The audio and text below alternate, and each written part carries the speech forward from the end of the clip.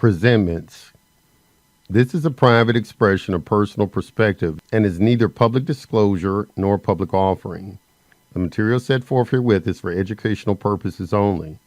Nothing stated herein is intended as constituting legal advice and is not provided with any warranties express or implied.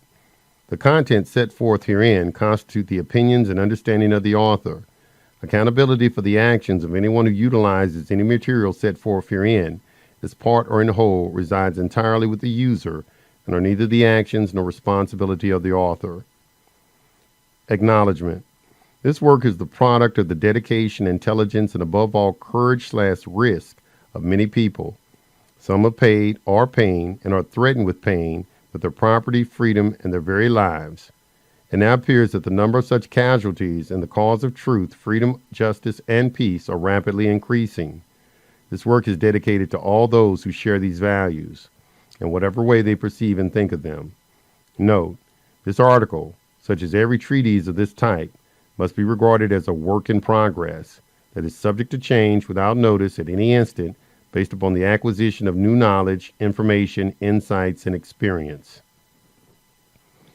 Dealing with Presentments, Part 1, Background, Context, and Underpinnings. Whenever you receive a presentment of any kind, from a traffic ticket to a bill to a summons or indictment, there are two basic and diametrically opposite ways to think about the matter. In other words, you can think of receiving a presentment as an event that, 1, will cost you, be a loss to you, or 2, is a gift that can enrich you. Everything in life is a matter of perception. Our challenges are usually the result of ignoring what we are confronted with rather than endeavoring to discern how best to act with more adequate knowledge and understanding. We assume rather than know.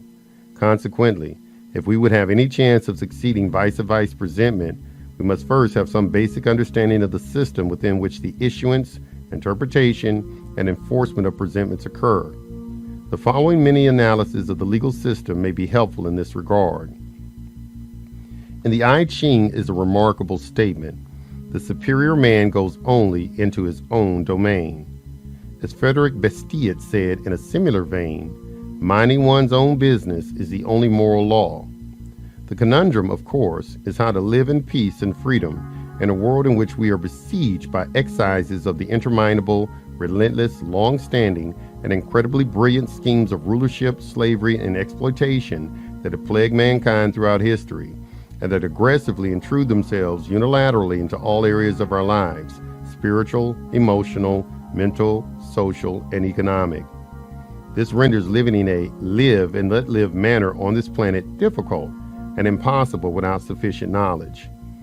The fact that law consists of rules revolving around the use of deadly force is a powerful incentive to become as clear as possible concerning the nature of the legal/commercial system governing the world. We must remember that to assume makes an ass out of you and me. In the case of law, acting on false knowledge, in other words, in ignorance, can be fatal. This is enormously complicated by the fact that the legal system is colorable, in other words, phony. It may appear real, but nothing is as it appears. Just as in Alice in Wonderland, to assume that the appearance is genuine and dependable is to act on illusion instead of truth. One cannot have peace with those who hold aggression in their hearts and are not interested in love, freedom, harmony, truth, or any of the other higher values of man that most people revere and would cherish seeing established in the community of man. The state of the heart is what counts in this equation. As a man thinketh in his heart, so is he. Good people are disarmed in advance by an inability to comprehend the mentality of deliberate predators, usually regarding problems and dealing with such aggressors as misunderstandings that can be cleared up through sufficient communication.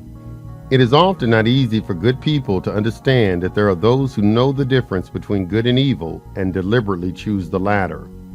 The significance of this in law is profound. If your adversary is sincere, truthful, fair, and honorable about what he is doing, in other words, interested in uncovering and dealing justly with the truth, then you are probably operating on parallel tracks.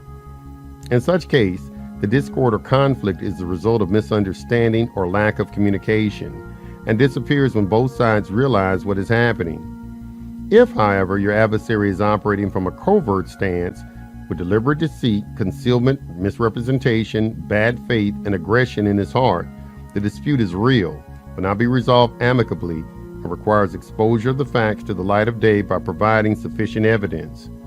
Further significance of the importance of subjective condition and intent of the heart is that all law is contract, and the essence and core of any contract is agreement. Without a genuine agreement consisting of a true meeting of the minds and mutual understanding by all parties of all terms and conditions to which the parties are agreeing, there is no contract. Derivatives and the nature of the legal system. The powers that be turn everything into a tool and a weapon to be used in their unceasing attempt to triumph by playing win-lose games against their fellow man. One of the most powerful, magical, and difficult to detect tools and weapons used against mankind by aggressors and exploiters is language.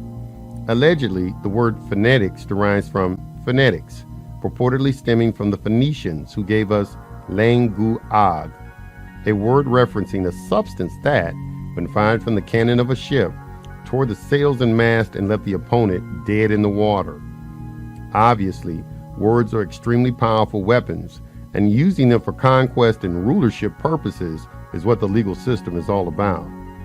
Ideas concerning the nature and use of language and law are set forth, inter alia, in a discourse entitled Legal Fictions by Lon L. Fuller, 1967, Stanford University Press, Stanford, California. The Fiction as a Linguistic Phenomenon, pages 9 through 10. Eyring once said that the history of the law could write as a motto over his first chapter the sentence, "In the beginning was the Word." Students of the legal fiction might also take this motto to heart, for certainly it is a truth commonly overlooked that the fiction is a disease or affection of language. Eyring expresses in this fashion the exaggerated respect shown by early law for the written and spoken word. Among all primitive peoples, the word appears as something mysterious. A naive faith ascribes to the word a supernatural power. Anyone who has thought about the legal fiction must be aware that it presents an illustration of the all-pervading power of the word, that a statement which is disbelieved by both its author and his audience can have any significance at all is evidence enough that we are here in contact with a mysterious influence exercised by names and symbols. In that sense, the fiction is a linguistic phenomenon. What is a legal fiction? Pages 4 through 5. The influence of the fiction extends to every department of the jurist activities, yet it cannot be said that this circumstance has ever caused the legal profession much embarrassment. Laymen frequently complain of the law. They very seldom complain that it was founded upon fictions. They're more apt to express discontent when the law has refused to adopt what they regard as an expedient and desirable fiction. Perhaps, too, the fiction has played its part in making the law uncognizable to the layman. The very strangeness and boldness of the legal fiction has tended to stifle his criticisms, and has no doubt often led him to agree modestly with the writer of Shepherd's Touchstone that the subject matter of law is somewhat transcendent and too high for ordinary capacities. At another place, the only defense he can find is the doubtful one of recrimination, when he points out that the common law fictions were no worse than the numerous fictions of the Roman law.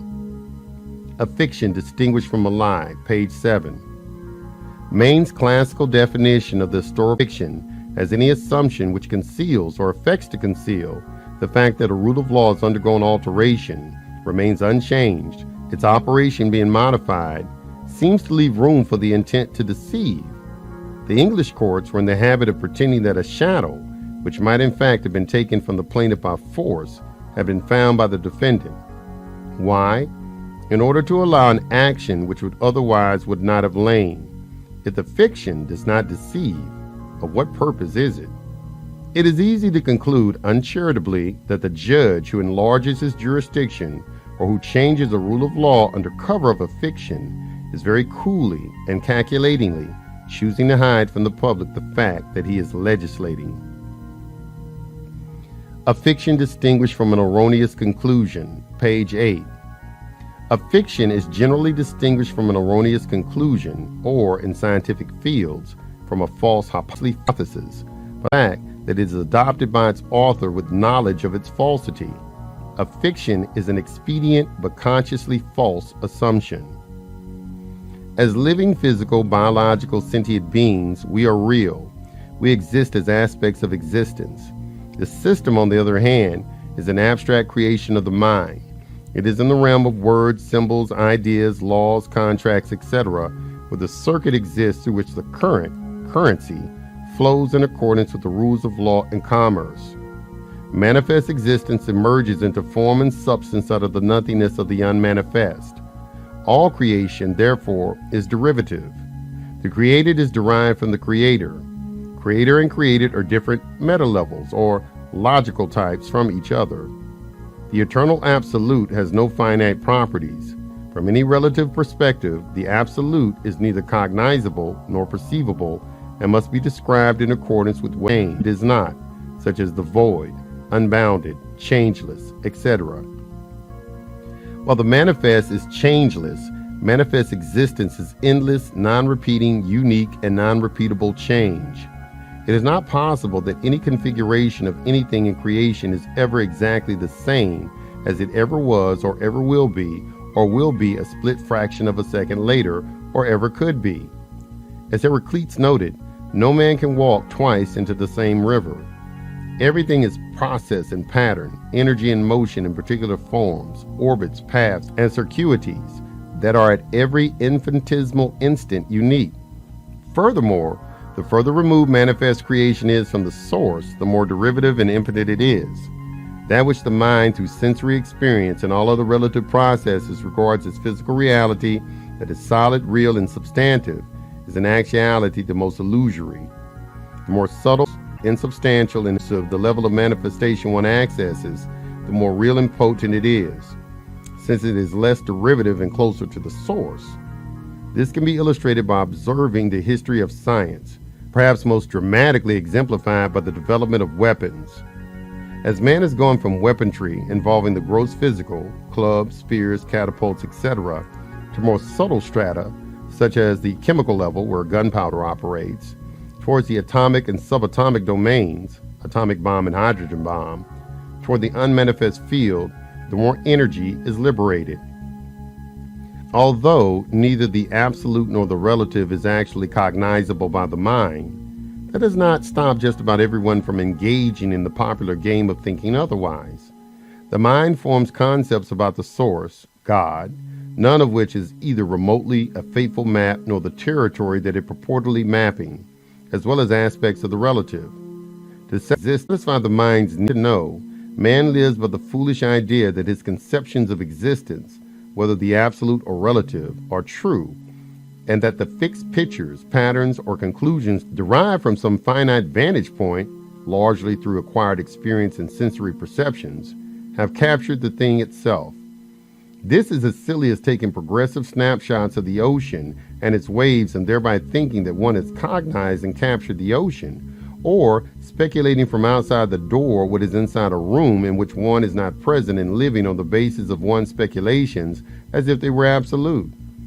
This state of man's development we call an ego-conscious state, as opposed to unconscious, in which we live life simply lived, or self-conscious, in which man lives in conscious awareness of the absolute and relative as they actually are, rather than as his mind thinks about or cognizes them. The ego-conscious state, or mistaking abstract constructions of the mind for reality and thereafter building careers, institutions, security, and governments thereon, is idolatry. It is idol worship, in other words, Baal worship. By giving credence and superiority to concepts about something, such as God, rather than the reality of the thing itself, one worships, pays homage to, reveres, and depends upon graven images. Graven images of the mind are as much idols as, and indeed necessarily precede the construction of, any idols of wood or stone. Man's penchant to think that he has cognized the uncognizable, and, worse yet, mistake his own cognitions for that which he thinks he has cognized but is not only idolatry, but may be responsible for more discord, carnage, suffering, and wars than any other single aspect of human life. It might well be said that God, eternal source, created man in his own image, as a conscious spiritual being is the power to create, and man returned the compliment. As Pascal quipped, to die for an ideal is a pretty high price to place on conjecture. The goal of any Zen master, for instance, is to bring people to a conscious state where they no longer, in the words of Gregory Bateson, eat the menu and lead the dinner. Until one sees and lives reality as it actually is, he is making what he regards as reality, in other words, what his mind, through the senses, perceives and thinks about existence, for reality itself. He mistakes the map for the territory. Since the senses are enormously limited, conclusions about reality reached by the mind are fantasy. The senses are liars and deceivers. We would perceive reality in a vastly different manner, for instance, if we could view existence through the entire electromagnetic spectrum instead of the extremely narrow range in which what we see as colors exist. The practical consequence of all this is that in man's ego-conscious state, he lives a fraudulent and fictitious life. It is one of illusions and delusions by living in accordance with the preposterous belief that his conceptualizations are both accurate and real when they are neither. Man not only lives but relates with others, often dogmatically and violently, on the basis of believing that the impostor is genuine. Inasmuch as law itself is a subset of the workings of man's mind, what else can law be, other than that of which is an expression, in other words, fictions and frauds? Moreover, since all this occurs within as a derivative expression of the ever-changing relative, law cannot be other than ever-changing. A summary of the points and consequences of the above include the following. Number 1, language has power and magic because of man's ego-conscious state. Number 2, the powers that be deliberately utilize language in man's ego-conscious condition for administering power and exploitation. The entire legal system is a word game played by the designers and operators of the system for the purposes of power, plunder, exploitation, and enslavement, with unending exercises of destructive physical force applied against living beings on the basis of meanings artificially imparted to the words used. Number 3, mistaking the different meta levels of existence itself, in other words, mistaking the map for the territory, is not only delusion, but when it comes to law, it is a disaster.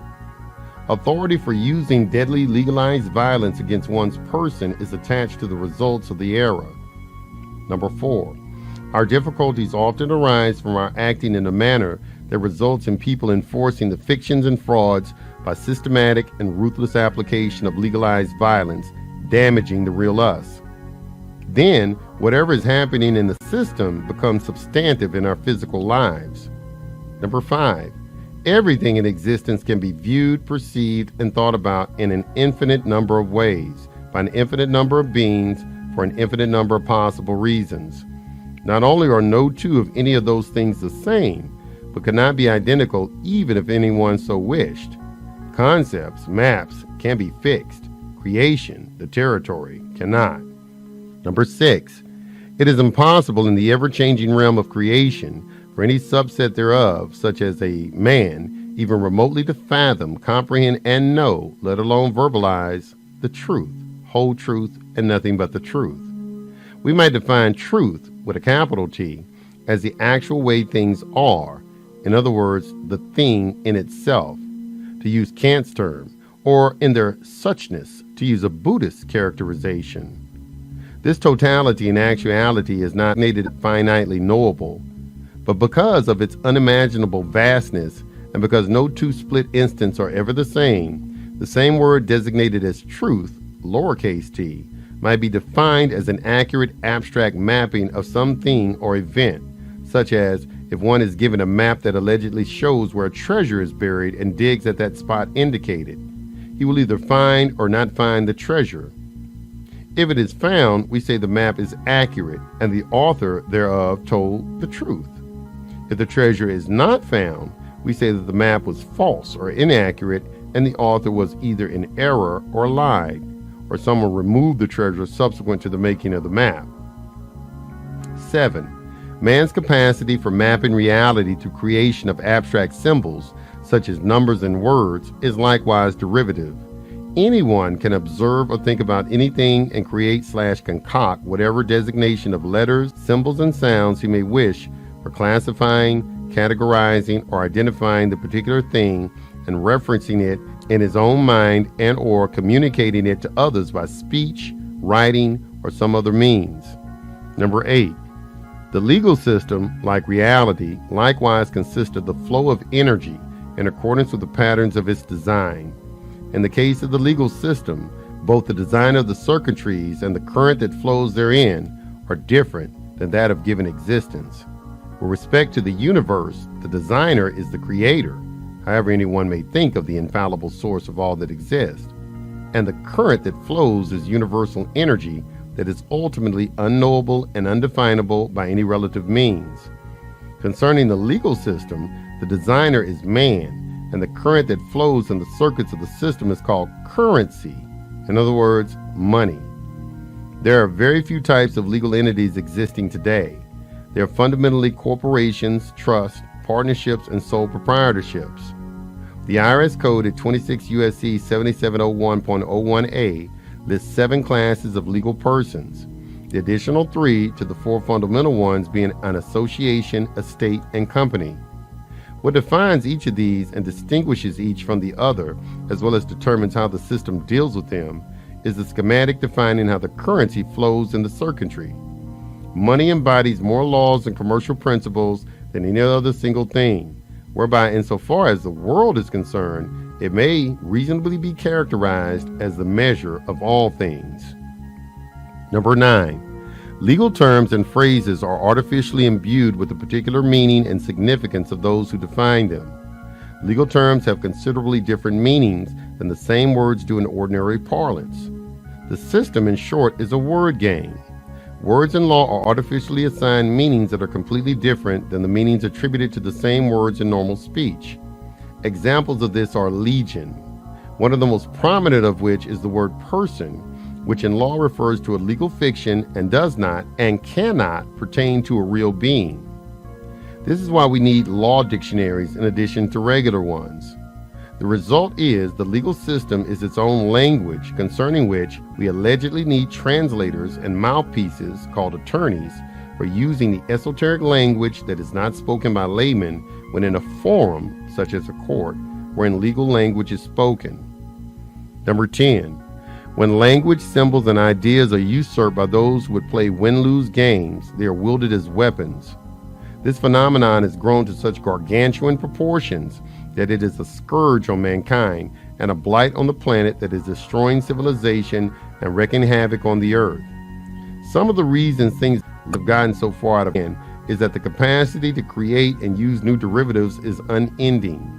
There are derivatives of derivatives of derivatives, all freely utilized for exploitation, legal plunder, and power. Use of creating endless new derivatives at will is ever increasing. The situation is akin to an internet site within which clicking to delete a current window causes several new pop-ups to occur until one's open file is overburdened with open windows. Number 11. A few concrete examples of derivatives with respect to the legal system are as follows. A. The system invents and uses contrived, derived names, such as a host of variations of one's all-caps name, all of which are legal fictions, and each of which is a different entity, instead of one's full appellation consisting of all lowercase or upper and lowercase letters, symbolizing the real being. Therefore, whenever one receives a presentment, such as a summons or complaint, the document is not addressed and does not pertain to you, but to a legal entity, ens legis, that is some bastardization of your name in all capital letters. In this manner, the system is freed from the requirement to deal with actual facts and real beings and can operate on presumptions, unsupported allegations, non-existent debts, stipulations and contractual interactions between legal fictions, and endless concoctions of the mind. B. New case numbers are often created from the same case, such as by changing numbers or letters in the case, thereby enabling matters that you might submit in the original case, as well as any prior derivatives thereof, from needing to be addressed, since they do not pertain to what you thought they did. It is also likely that the system uses each newly derived case to make yet more money. C. Laws and administrative agencies multiply endlessly. New derivative used to make more money for those in the system while increasing the scope and severity of their power, and increasingly difficult to comprehend or counter. Number 12. In the 2002 Berkshire Hathaway, the company of Warren E. Buffett, annual report on pages 13 through 15 appear the following words. We view them, derivatives, as time bombs, both for the parties that deal in them and the economic system. In our view, derivatives are financial weapons of mass destruction, carrying dangers that, while now latent, are potentially lethal. If those in the system can create endless new derivatives out of almost anything at any time, and use them for exploitation, enslavement, and money-making at the expense of those who are victimized by the monopolistic use of power under color of law, Warren Buffett's statement is self-evident. Further, those who act in this way may be regarded as terrorists using weapons of mass destruction. They're raping and pillaging with ever-increasing profligacy and blatancy. In addition to inventing, using, profiting from, and destroying lives wholesale by the unchecked use of derivatives, the system's rules without revealing the rules of the game. By means of undisclosed presumptions, the elite have structured a scheme that is full of catch-22 so that if we do not act, we lose, and if we do act, we lose. It is in the presumptions, not the law and the facts, where the power lies. The designers and owners of the system concocted it for the purpose of bettering themselves, vice others. The result is a monstrous beast of cosmic proportions, a ravenous and insatiable Moloch that is an expression of a single and simple ethical choice, which is whether one chooses to play win-win games or win-lose games when interacting with others. The features of these two kinds of games are summarized as follows. Number 1, a win-win interaction is an expression of peace, dignity, love, unity, harmony, mutual good faith, absence of malice, deceit, and presence of all of the other elements of contract law required to formulate a genuine contract. Free consent of all parties is essential. Number 2, a win-lose interaction is an expression of separation, conflict, and disharmony, and never results in the contract the winner claims exists. In actuality, a win-lose interaction is non-existent, since even the winner loses. Such an apparent victor causes harm to others, creation, and himself. He may think he wins, but in accordance with the inexorable laws of existence, he reaps what he sows, incurs the corresponding karma, action/reaction or cause and effect act, and their exact consequences by harmful acts. The golden rule is essential terms might be expressed. One who harms others harms himself, or that which one does unto others else shall be done unto him. He who lives by the sword dies by the sword. A win-lose interaction in terms of nature is called the food chain, law of the jungle, dog eat dog. This characterizes law and governments today, in which is called the law of necessity. The law of necessity is actually no law. Law is superseded to deal with the emergency which the government itself causes to use as an excuse to abolish rights and increase its own discretionary power. Witness the host of laws being passed these days, such as the Patriot Acts. In win-lose games, there is no morality nor ethics, and only one rule: just eat, baby. Anything goes, since the end, increased power and commercial enrichment of the perpetrators, justifies the means. As a result, no win-lose interaction results in a valid contract enforceable at law. The involvement does not contain even one of the essential ingredients, all of which must exist in the interaction of contract to form a genuine contract. It is because the inner intent of the heart of those who have designed and masterminded this system over the ages is malevolent in some manner that the resulting Moloch is loose to run amok on the planet, devouring living beings, the rights, freedoms, and ability to live in peace and harmony between people, and at the earth's resources and ecological integrity. Indeed, the same gang has, throughout the ages, built up and destroyed at least 7 civilizations of Zions, and is now in the midst of destroying the 8th, in other words, our civilization today. This is transpiring in the United States, for instance, at an accelerated rate. Among many other aspects of this are that through the use of zip codes, the world's nations with postal codes are divided up into quarter-acre lots, inventory for liquidation. The world belongs to the ruthless, in other words, those who deliberately play win-lose power exploitation games through their interminable uses of legalized violence. The cardinal nature of the system today is that everything skates unless you bust it. In other words, the undisclosed presumptions on the basis of which power is exercised are free to operate against you unchecked unless you neutralize them. As the maxim of law says, when the law presumes the affirmative, existence and supremacy of the undisclosed presumptions, the negative, absence of any operational undisclosed presumptions, is to be proved. Some examples of undisclosed presumptions of the system are: number 1, foundational presumption. Everyone is a free will sovereign being responsible for his or her own acts, thereby enabling law to exist at all. Without this presumption, no one could be held accountable for anything, and no basis would exist for any rules or rectitude. Number 2, the system always wins and the people always lose. Number 3, the system can change the law, invent new laws, and alter interpretations of law at words at will, since it is all presumed to be their property. Number 4, those in the system are not under any compulsion to reveal the presumptions on the basis of which they function. It is impossible to play a game when one does not know the rules. If playing a game with those who do not know the rules thoroughly, but have carte blanche to change them at will when one does not know what is going on, the result is a slaughter. It belies the quotation found in a law review. We are tyrants and cruel ones. For whatever we may have felt, we have never heard of a tyrant in such sort cruel as to punish men for disobedience to laws or order which he had kept from the knowledge. Harvard Law Review, Volume 48, 1934-1935, page 198. Synopsis of the problem. Our challenges when dealing with the system include the following. Number 1, the law is unlimited and no one can know it all. Number 2, law is always changing, so that at any point, something that previously was legal, recognized, and upheld might no longer be so. Number 3, the system does not belong to us and changes perpetually without notice by those who own it. Number 4, there are an infinite number of ways to interpret any event and essentially any law, as those with experience in court can attest.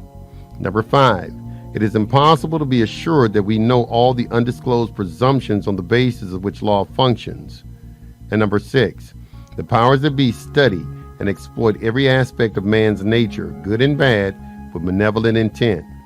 Perhaps what they do and the way they subjectively feel about what they are doing is regarded by them as legitimate or even worthy or even more divinely mandated. In any case, when governed by this win-lose mentality, the world becomes a nightmare. The dominating climate is not one of live and let live, peaceful and honorable intent, and harmony between people, but a perpetual war zone involving the need to live under a legalized violent system that acts in accordance with the mentality that the end, their self-aggrandizement and power, justifies the means. Nothing is not permitted. Part 2, Attitudes and Actions. Now that we have some idea of the challenge we face just by living in the world today, we can use the understanding to help formulate solutions. Ideally, success involves 4 elements which are in largely chronological sequence. Number 1, knowing and living who you are, your true self, convictions, and creed. Number 2, articulating properly in documents that define who and what you are with a witness, in other words, notary. Number 3, noticing and securing confirmation from those you would like to acknowledge your true self and standing. Number 4, defending your position in adversarial encounters with the system, both in the field and in court. The following are some practical ideas concerning actualizing effective strategy. Number 1, the most important thing is knowledge and understanding of what is happening. Therefore, the first priority is get educated. There is no substitute for this, especially in the climate in which we now live. In the celebrated words of Thomas Jefferson, if a nation expects to be ignorant and free, it expects what never was and never can be.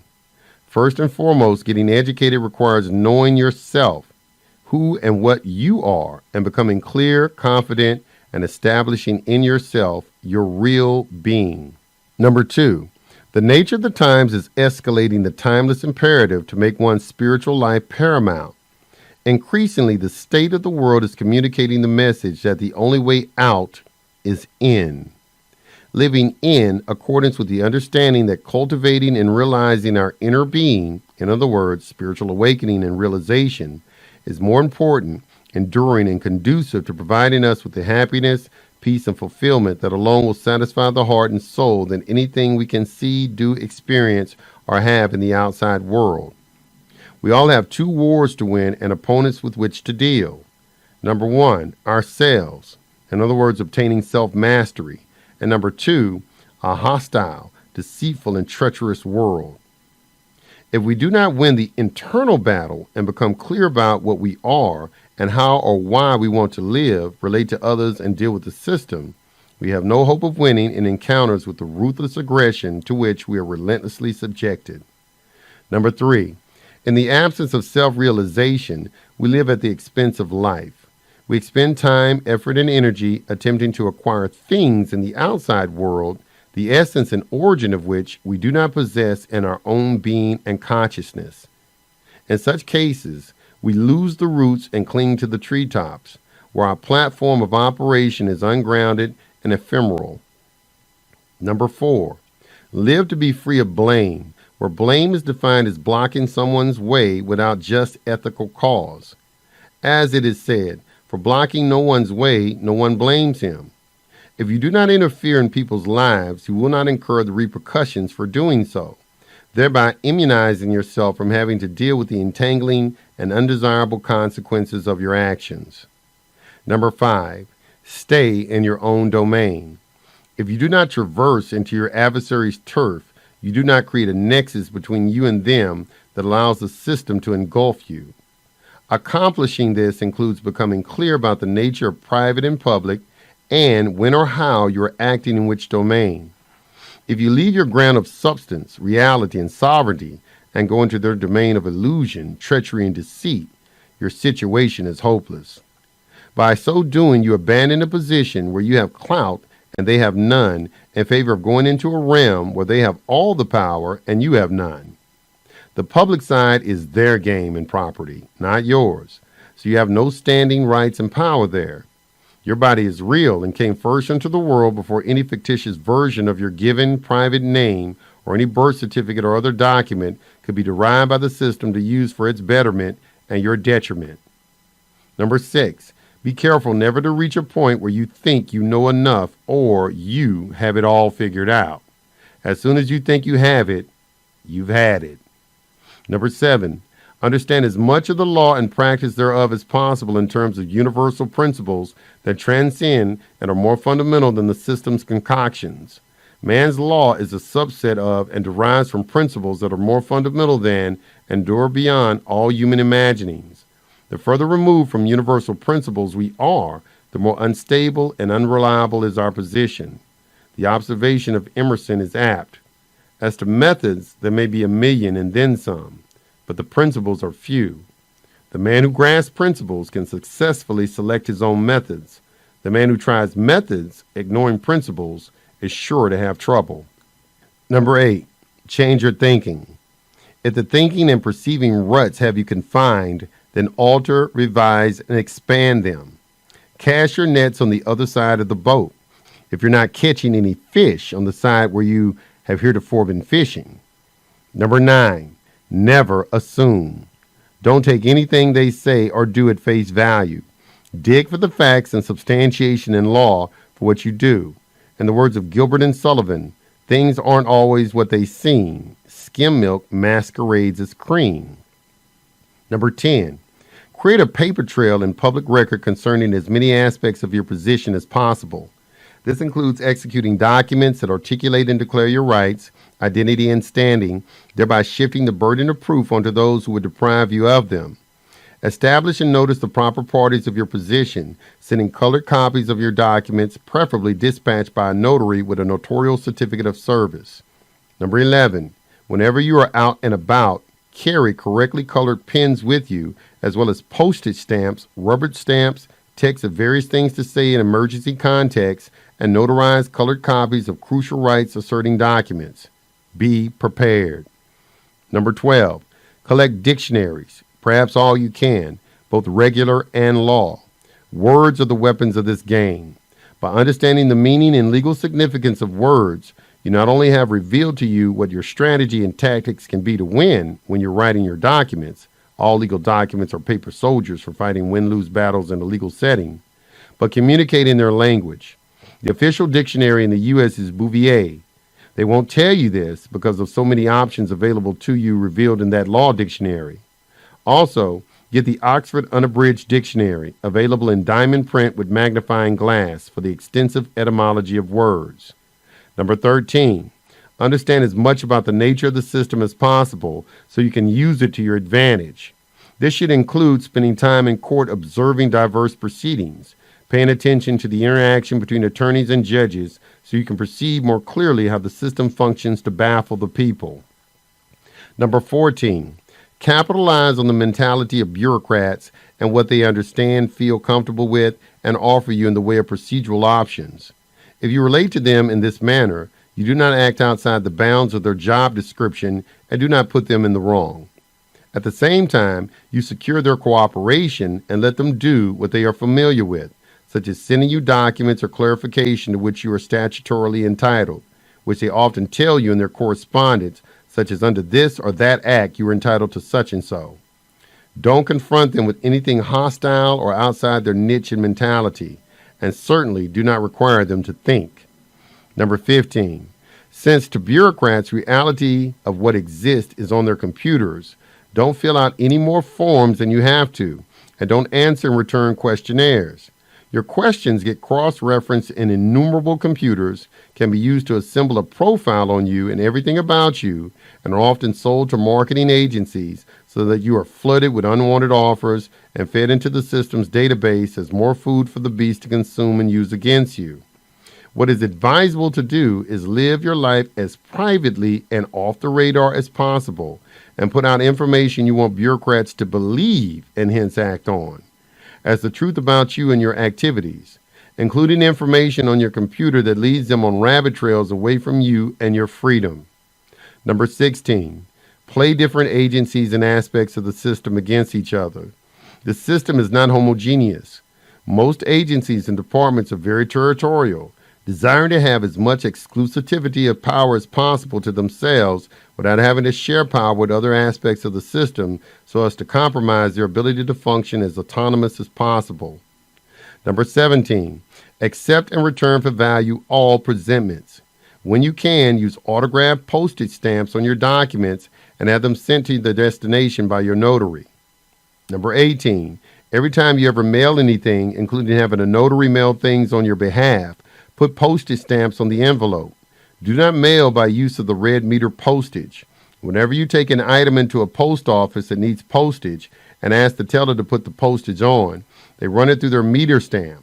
Do not allow this. You need the council stamp for the clout it has, as a binding obligation of the U.S. government, and not the red ink meter, the use of which means the item is not canceled and mail fraud is involved. Number 19, in addition to the use of a notary, such thing as embassy seals can work wonders. Perception is reality. Many bureaucrats and officials, upon seeing embassy seals, apostilles, etc., back off immediately, possibly because they think that they might be tampering with matters beyond their knowledge and jurisdiction and thereby risking some kind of problem for themselves. Number 20, place all documents you execute as well as all paperwork from adverse parties in the system that you receive and accept in return for value and or file in court directly under the Universal Postal Union, in other words, the UPU, for the proper use of postage stamps.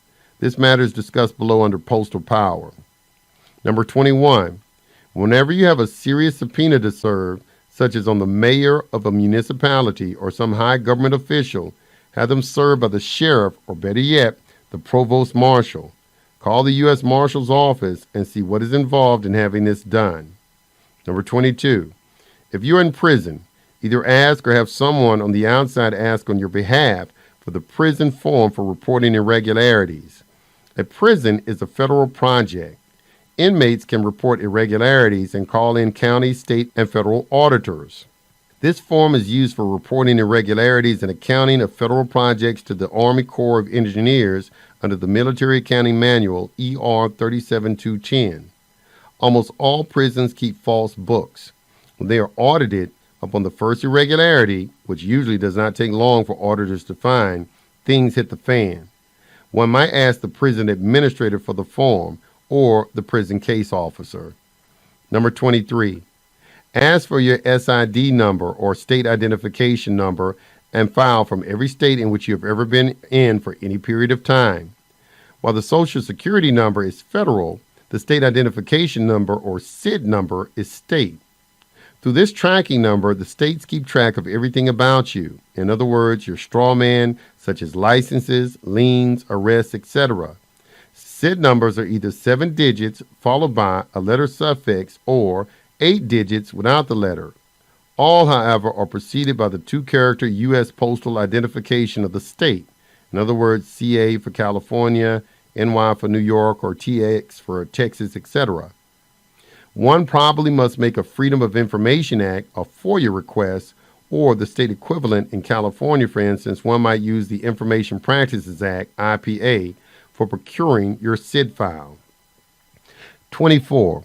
Send off a FOIA to the FBI for your FBI rap sheet, which not only contains the record of every arrest or detention, alienation to which your strawman has ever been subjected, but allegedly can be used legally to provide conclusive and indisputable proof that the strawman is a separate and distinct legal entity in the nature of a corporation and created by the state. It references an organizational ID number, just like the corporate police agencies have, etc. This is prima facie evidence for diversity of citizenship. In addition, the FBI rap sheet is invaluable if you're trying to clear your record or restore your rights or attack an agency legally. In addition to obtaining it by making a FOIA request to the FBI, if you are a guest of the Bureau of Prisons or the BOP, you can get it by written request to your case manager since it is in your file. Bureau of Prison guests take note. The FBI rap sheet does not contain info on the disposition of cases, so it does not come under the recent snitch protection ban on paperwork. That means they cannot refuse to give it to you. Number 25, emulate success. As people who fundamentally simply wish to live in peace and be left alone, study, interact, and engage in using approaches that the best research and judgment indicates might succeed, the experiences and the understanding that often ensues are not only invaluable, but add to the knowledge and tools available to the rest of us. Therefore, networking is invaluable. Number 26, those of us involved in this quest for truth, freedom, and peace will be well advised to abandon the petty bickering, fault-finding, and snap out of our stupor. There's no room left for indulging in such counterproductive luxuries. The good ship U.S. long ago hit the iceberg. It is not the time to be arguing about who gets what space for a deck chair or who can play the next round of shuffleboard. Change your thinking. As we have discussed, if we would be enriched instead of diminished when dealing with presentments or anything else in the system, we must replace false and inadequate ideas with true and effective ones. We must be more conscious of our thinking and why we think as we do. A humorous quote by Sidgwick punctuates the matter. We think so because other people all think so, or because, after all, we do think so, or because we were told so and think we must think so, or because we once thought so and think we still think so, or because having thought so, we think we will think so. Consequently, if our dealings with the legal system have not been successful in accordance with our priorities, it may be in large measure because we have not thought adequately about, and therefore not acted properly concerning, that with which we are interacting. We must reevaluate our thinking and change it, and therefore the way we act accordingly. In the words of a fellow named Dale Mahoney, if you continue to think as you always thought, then you'll continue to get what you always got. Is it enough? On its face, a presentment is a demand either to pay something, engage in specific performance, such as coming to court and answering a summons and complaint, or both. It is important to understand that all presentments issued by or within the colorable legal commercial system today are expressions of the wizard's light show. That show appears dazzling and is often terrifying, but is in actuality an insubstantial chimera.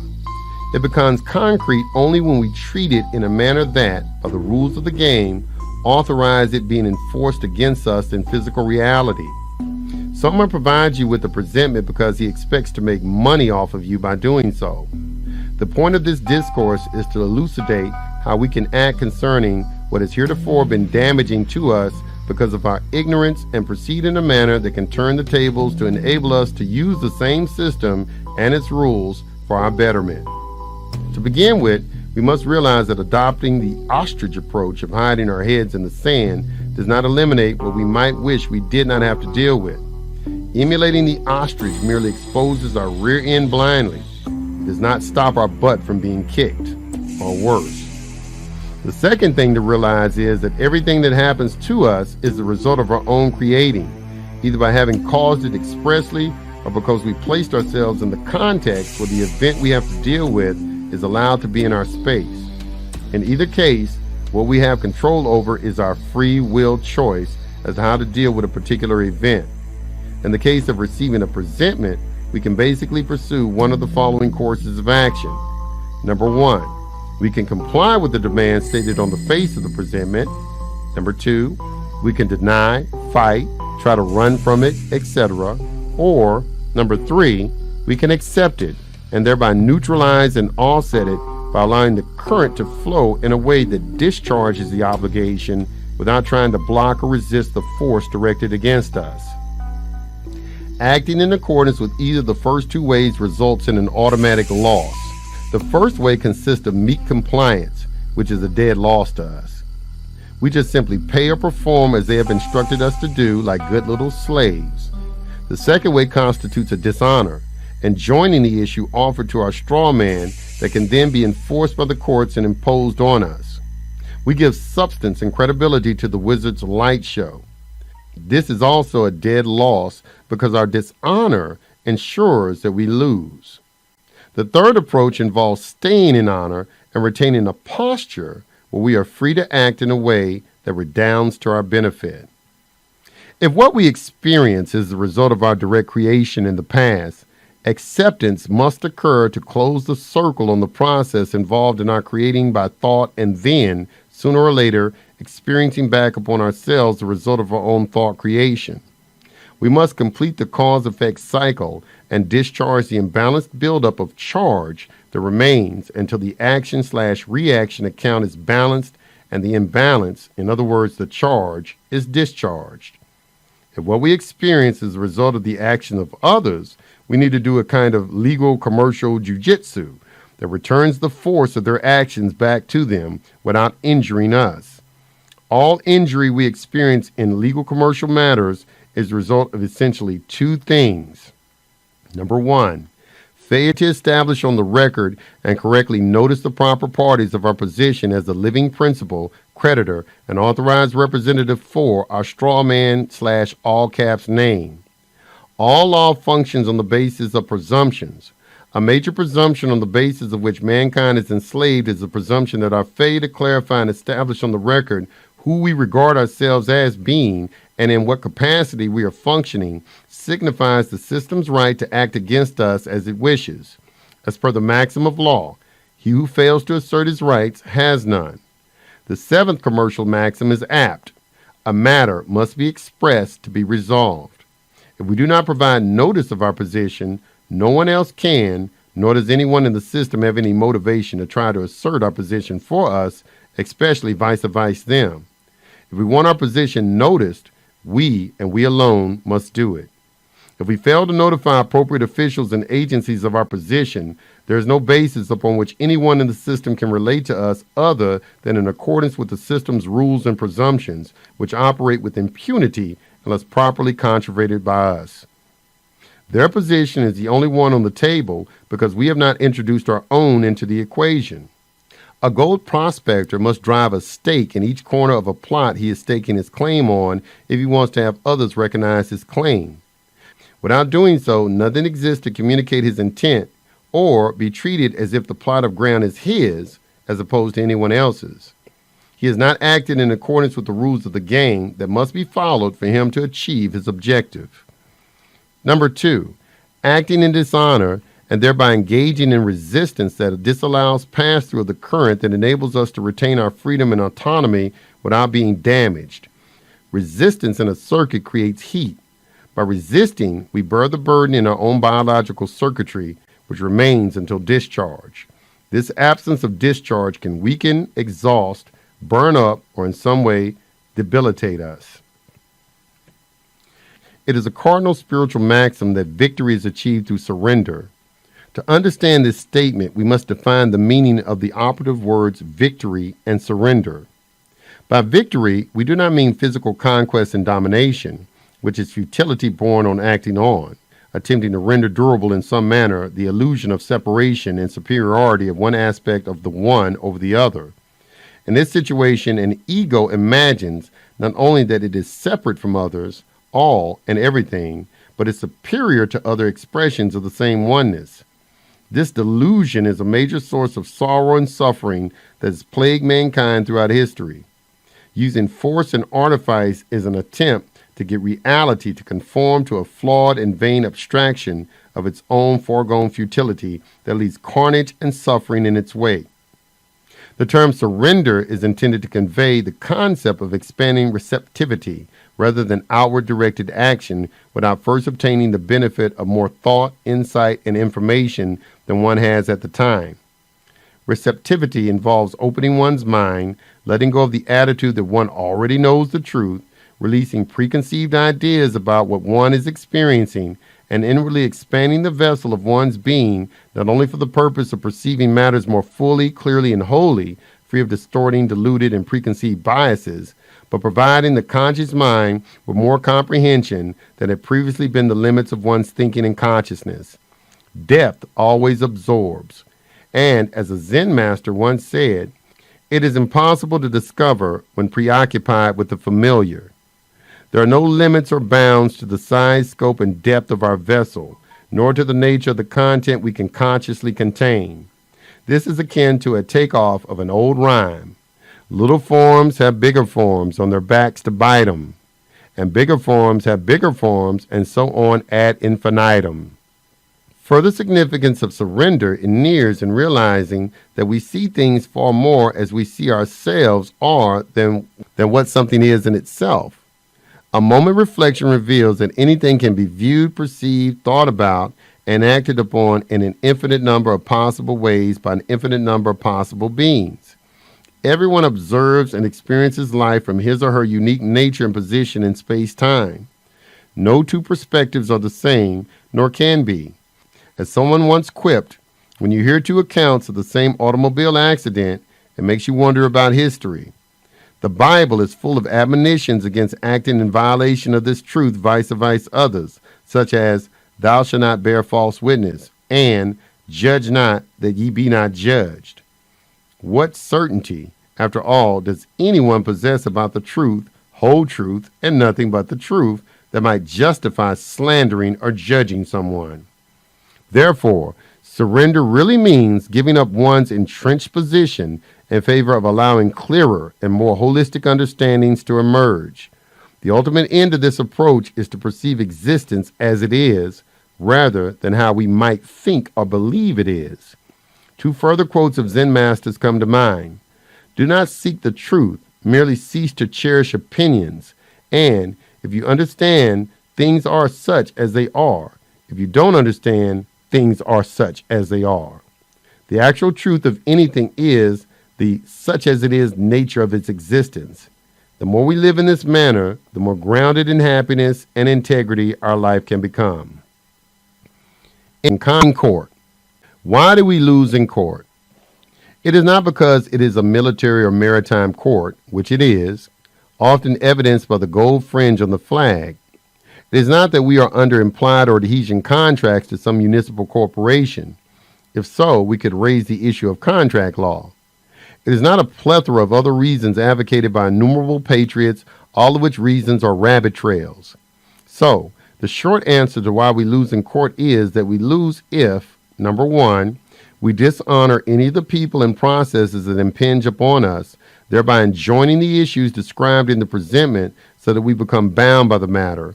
We have no right to deny or speak to anyone else's utterances, and doing so lands us in the middle of their novel. Number two, we traverse and therefore contractually amalgamate ourselves and our straw man into the court's jurisdiction so that we endure in the flesh the results of whatever trial or hearing might occur dealing with our straw man. It is the straw man, it appears, is tried and sentenced, not us. By traversing, however, the real us gets to go along for the ride and experience in reality the judgment against the straw man. Number three, we fail to discharge the charges, thereby authorizing the system to enforce commensurate consequences on us. Number four, we have no facts and evidence substantiating our position placed by a competent witness on the court record of the case. This crucial matter is discussed below in greater detail. And number five, we have not bonded the case. Let us briefly discuss these issues. Number one, we avoid acting in dishonor by accepting and returning for value whatever presentment or charging instrument we are provided with, and by not arguing, fighting, denying, or ignoring. Number two, we do not join the dispute by traversing, by which we leave our own ground and tacitly give reality and credibility to the opponent's claims and allegations that are not facts but only presumptions and assumptions until we stipulate expressly or by dishonor. And joining the issue is a presentment, such as denying allegations or charges, or saying that we don't owe an alleged debt, is a dishonor that enjoins us with the court's jurisdiction and our own straw man and create a dispute that grants a court subject matter jurisdiction. It sucks us up into the made-up game of imaginary disputes between fictitious entities. The definition of traverser in Black's Law Dictionary confirms the point succinctly. Traverser, in pleading, one who traverses or denies. A prisoner or party indicted, so called from his traversing the indictment. Black's Law Dictionary, 5th edition, page 1345. Number three, whenever we, in other words our straw men, are charged with something, that charge is a bookkeeping entry of liability on the ledger and must be discharged by entering a balancing offsetting asset. Filling in the asset side usually occurs by the loser parting with public funds of some kind, such as a check or Federal Reserve notes, or doing community service, or being bonded and incarcerated as the surety. When we discharge the charges by acceptance for value, which is a banker's acceptance, we end the controversy and become the owner of the contract. Each of us is a private banker.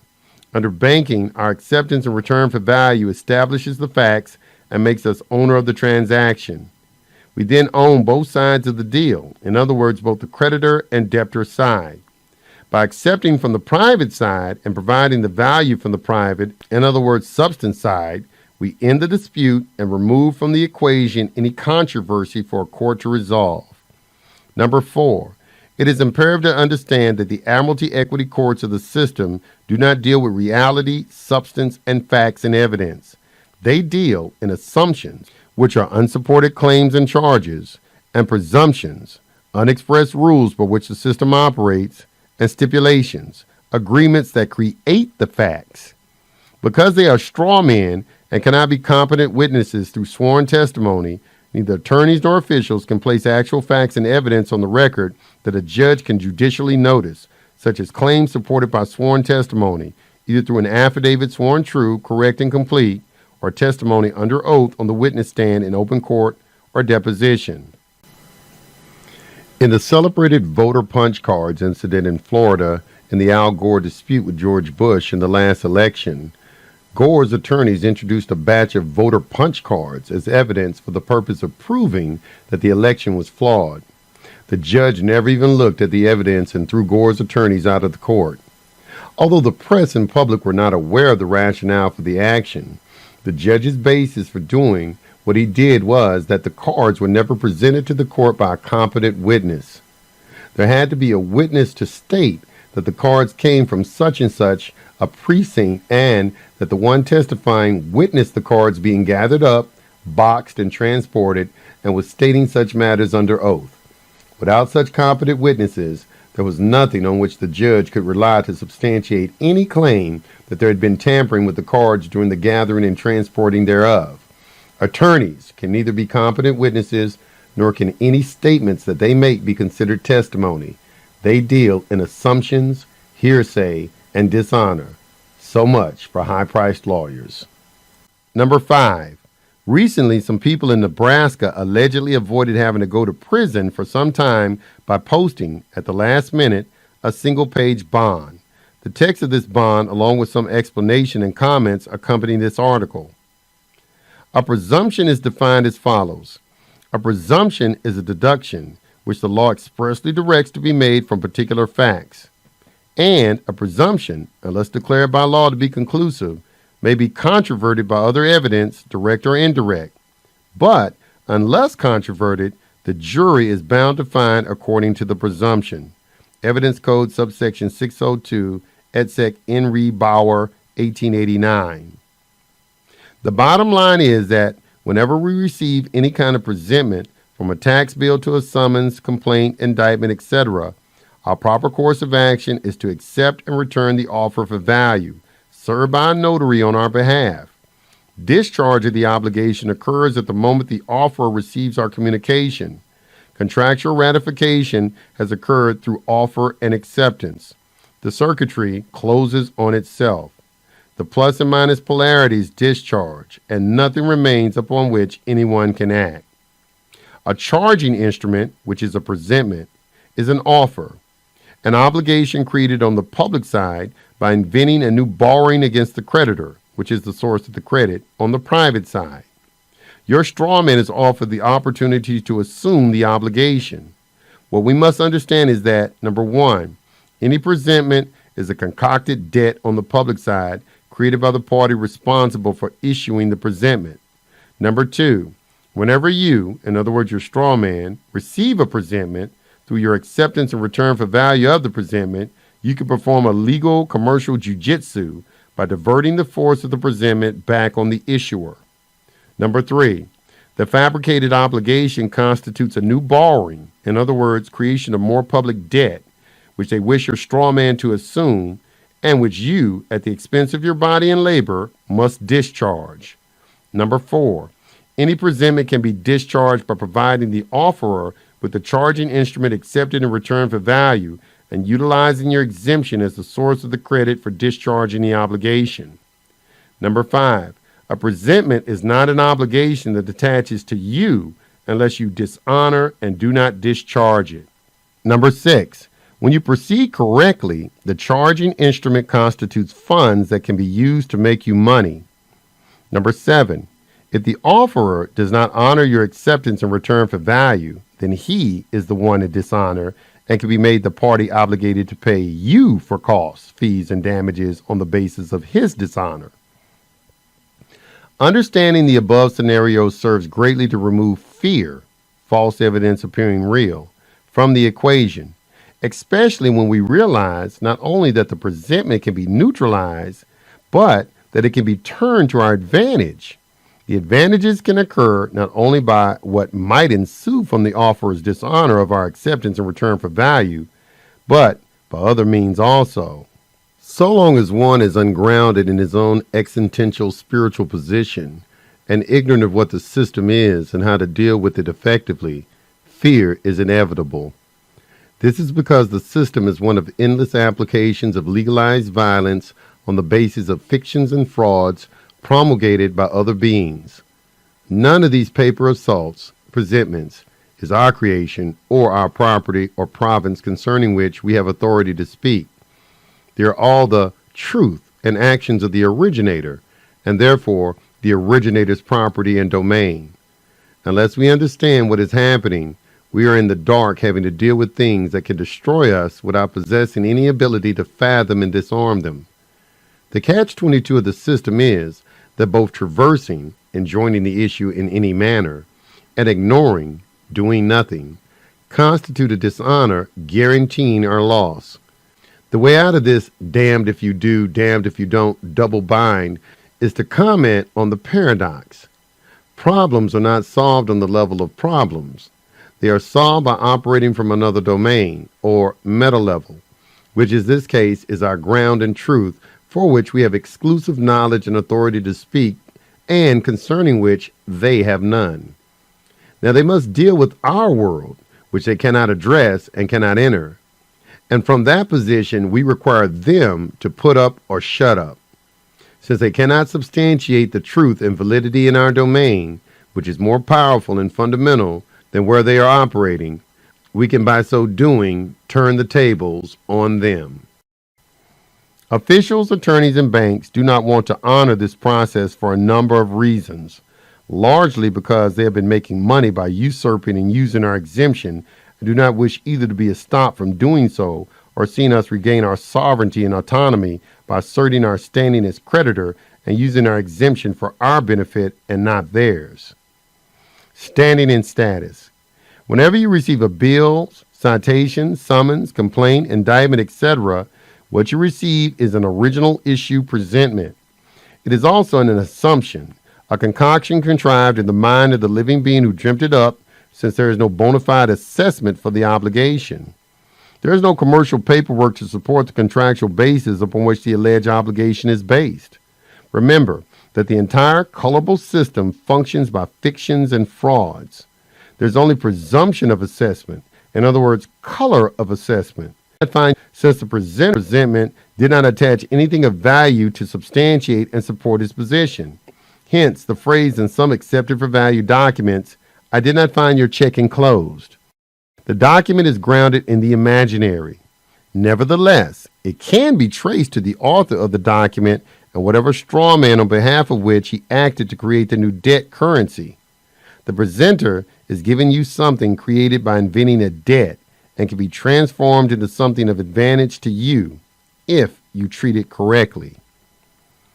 Any genuine assessment involves a valid contract bearing the authorized signature of all parties involved, plus proof of breach of the contract by the one who is then rendered a debtor, plus an accounting of the sum certain amount owed based on a true bill that itemized the particular dollar amounts owed for what specific things, such as goods and services received and not paid for, or specific performance promised and not performed, plus proof of the authority for those trying to collect from the debtor to operate as third-party debt collectors, plus a statement of commercial liability staked by every alleging party, anyone who makes any bookkeeping entry or acts in the matter, to back up his claims by indemnifying those harmed in the case he is in error.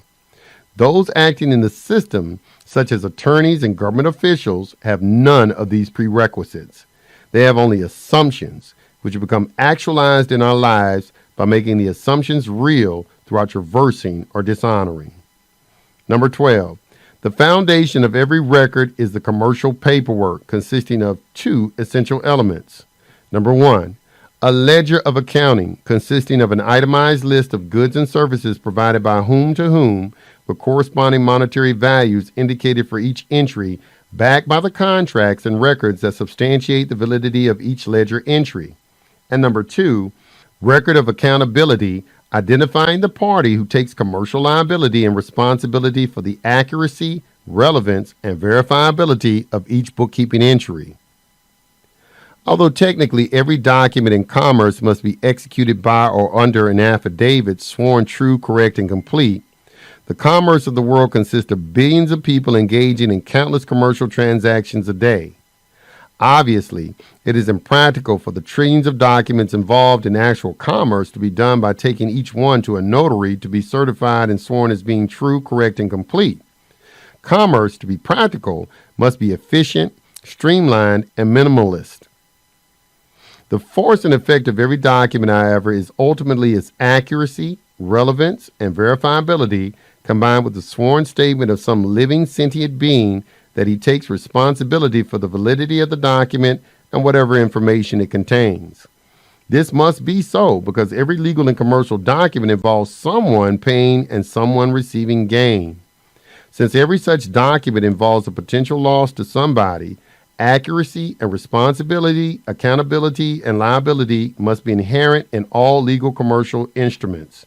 Therefore, although not in actuality sworn true, correct, and complete, all commercial documents may be enforced as if they were.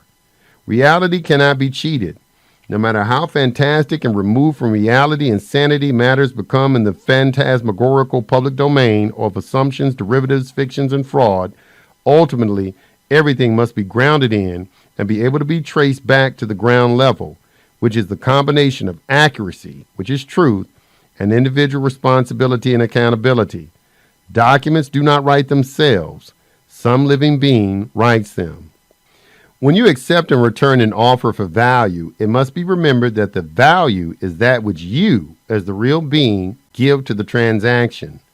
Only the private side, such as you, your labor, and your private accrual account, private treasury UCC contract trust account, which is your exemption as the creditor from which the credit that creates the currency on the public side is derived, can have and give value. The public side is imaginary, created in the mind, and possesses neither value nor substance nor sovereignty nor life. Public entities such as corporations, trusts, partnerships, businesses, estates, and everyone's all-cap name, etc., are persons, which are legal entities, ens legis. They are not real beings. By being creatures of the state, persons have status, which is fictitious and legal, not standing, which pertains to real beings and what is lawful. You, as the reality, are the substance and the source of all the public side reflects and from which it is derived.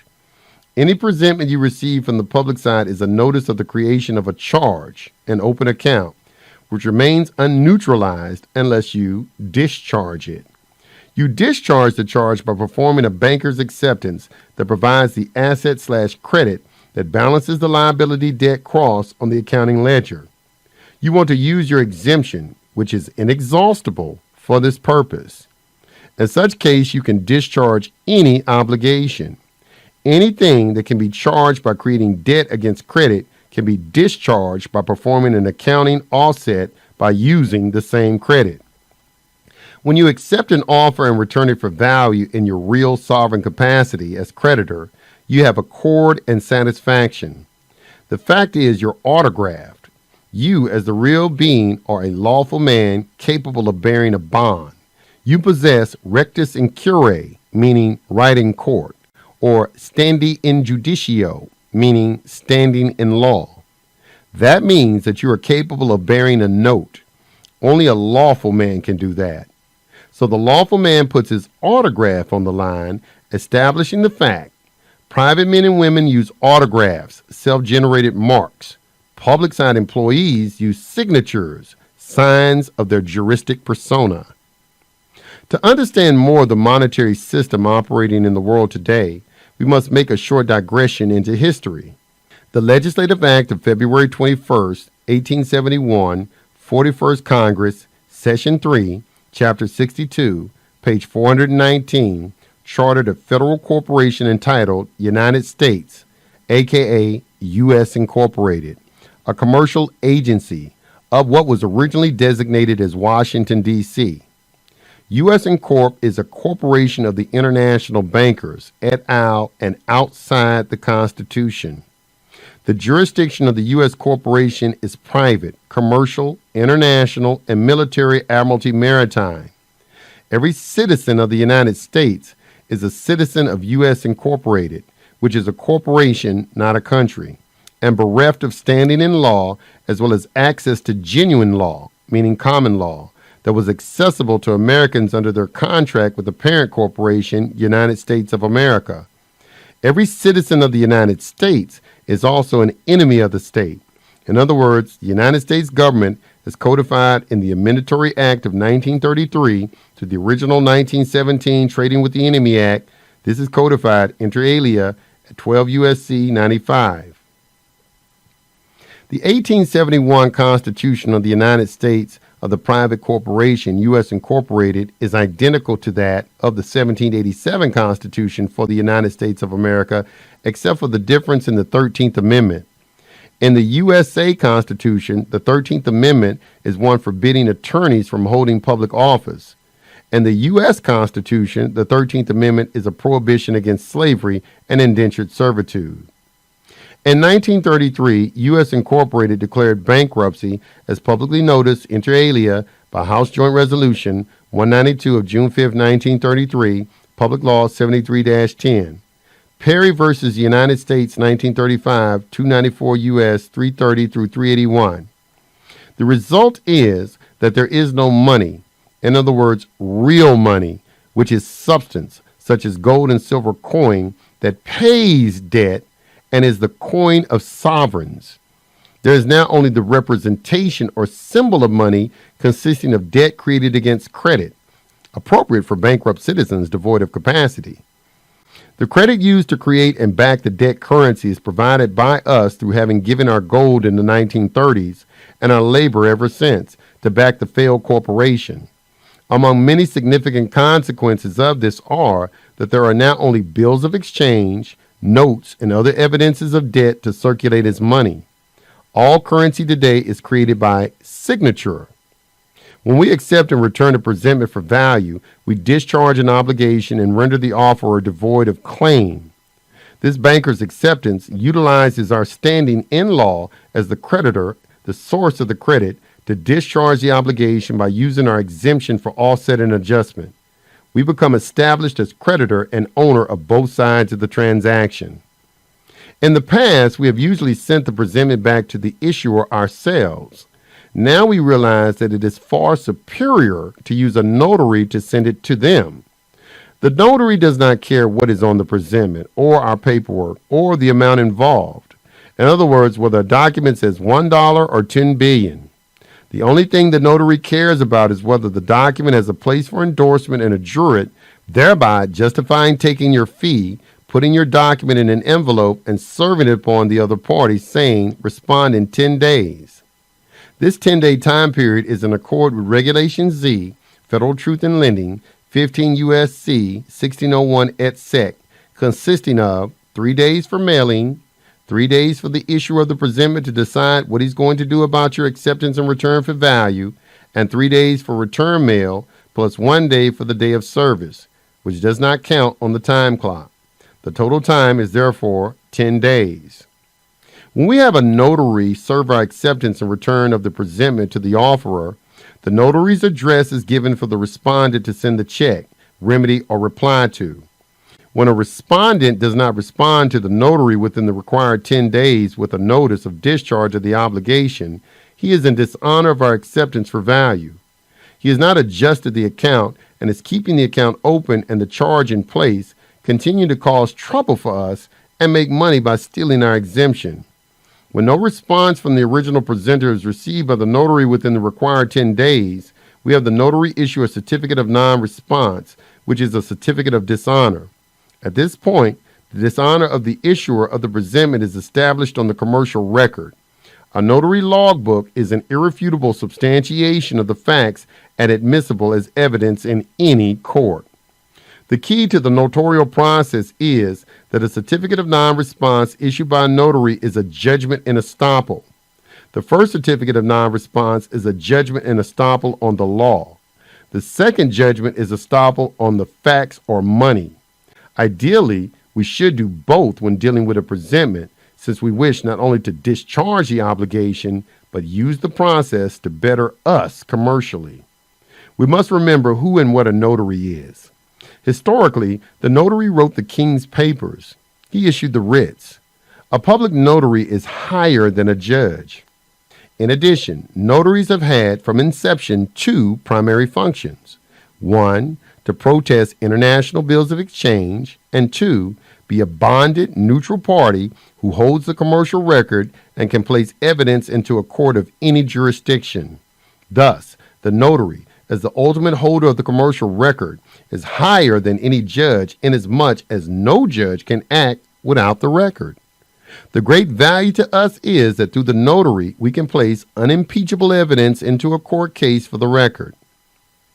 It is crucial to understand the following. Number 1, the commercial tribunals or courts of the U.S. and the states on the private equity admiralty jurisdiction of the alleged creditors in bankruptcy, the International Monetary Fund, etc. Number 2, as admiralty courts, the tribunals deal in matters of contract in which the defendant is presumed to have contracted on land to be on the ship where the captain's word is law. One is presumed guilty unless proven innocent, and the burden of proof is on the defendant to prove that he is not guilty. In other words, prove a negative. Number 3, as equity courts, the ultimate arbiter of a matter is the conscience of the court, which is how the judge happens to feel that day, and is not anything accessible by a defendant. There is no conclusion of law and findings of fact issued, since it is in equity, not law. Nor are there any facts, nor does any documentary material evidence exist established on the record of a case. An attorney, as we have discussed, cannot be a competent witness. Number 4, since these commercial tribunals function in a private admiralty equity jurisdiction that does not have any capacity to access law, it cannot deal in facts or reality. It must deal on color of those things. In other words, assumptions, color of facts. The assumptions become facts when both parties agree or stipulate that they are true. Number 5, you cannot invalidate one assumption with another assumption. You can invalidate an assumption only by placing facts and evidence on the record. Number 6, anyone in dishonor in any legal proceeding has forfeited his capacity to state a claim upon which relief can be granted, and must legally commercially lose if the other side remains in honor and proceeds correctly. Number 7, if both sides of the dispute are in dishonor, which is normally the case since all attorneys argue and dispute, as do most pro se litigants, whoever is ruled as the winner is a function of the judge's discretion, concerning which he has carte blanche to proceed as he wishes. Number 8, if we can enter documentary material evidence as facts on the record and require the judge to take judicial notice of that evidence, we have a platform from which we can win, because without stipulations, the other side has no evidence or facts to support their claims. Number 9, as a result of the above, it is logical to conclude that not only must we place our evidence into court in any case in which we are involved, have the judge judicially notice it, and act on it in a way that provides us with a win, but placing evidence on the record and causing its existence to ensure that we prevail is the only reason we should ever go to court or even deal with a court. Number 10, we must act from the beginning and ever and always for the purpose of setting our evidence on the record in any case in which we might have to be involved, so that we can not only win, but, if we act correctly, make money, perhaps a considerable amount, from the situation. The next logical question is, how can we place evidence on the record in a case? The following means may be deployed for entering evidence on the record. Number 1, deposition. Number 2, testimony in open court. Number 3, affidavit. Not as good as the first two unless one can cross-examine the affiant on the witness stand. And number 4, entry of evidence into the record by notary. Of all the above-cited methods for entering evidence into a case, the fourth method, the notarial process, may be the most desirable. By doing so, one may enter the evidence one chooses by means that must be admitted as evidence on the record, which no court can refuse to enter, and do so preferably without having to endure the time, effort, and expense of depositions and attending court proceedings. We must always remember the following. Number 1, stay in honor and never dishonor anything or anyone, including policemen, officials, judges, and even attorneys. Your opponents must go into dishonor on their own, of their own volition. Number 2, put the issuer of a presentment in a position of having to put up or shut up. In other words, place the burden of proof on him. Number 3, establish all documents substantiating our claims on the record of the notary and the evidentiary record of any court case involved with the transaction. Number 4, relate properly with everyone involved, especially the court and judge, so that you can make the best use of your situation. In other words, prevail and also make money. And number 5, do not talk for any reason that does not serve your interest. And be prepared as much as possible to know what you wish to accomplish. what not to allow to happen, and the proper way to say what can succeed in achieving the results you desire. They must have your words, your admissions, and even your legal determinations to hang you. Number 6, never make an offer, a supplicant-dependent position. Be an acceptor instead. The power is in acceptance, and without acceptance, we cannot win. So the tangible steps, processes, or documents involved in dealing with any presentment consist of several phases. Number 1, execution, filing, and notice of foundational documents stating rights, standing, and capacity. Number 2, administrative actions concerning the presentment, both pre-court and non-court. Number 3, documents and dialogue in court. Number 4, if the issue is a mortgage, securing both legal and equitable title to the property as well as right of possession must be done. And number 5, collecting on the money. A note on collecting on the money. Collecting from dishonoring purses can and has been done, but a discussion of the process is beyond the scope of this article. It is enough at this point to master the essentials, execute necessary paperwork, and remain free of debt and incarceration. In the event they ignore everything we do, we can proceed to collect from them by a number of possible means, including non-judicial strict foreclosure, as outlined in Chapter 9 of the UCC. We can also instigate a bankruptcy proceeding in which we are debtor in possession and thereby able to accept or reject all offers. They are delinquent creditors, and we can request that an offset be performed that results in our collecting against their bonds, equity, or risk management department.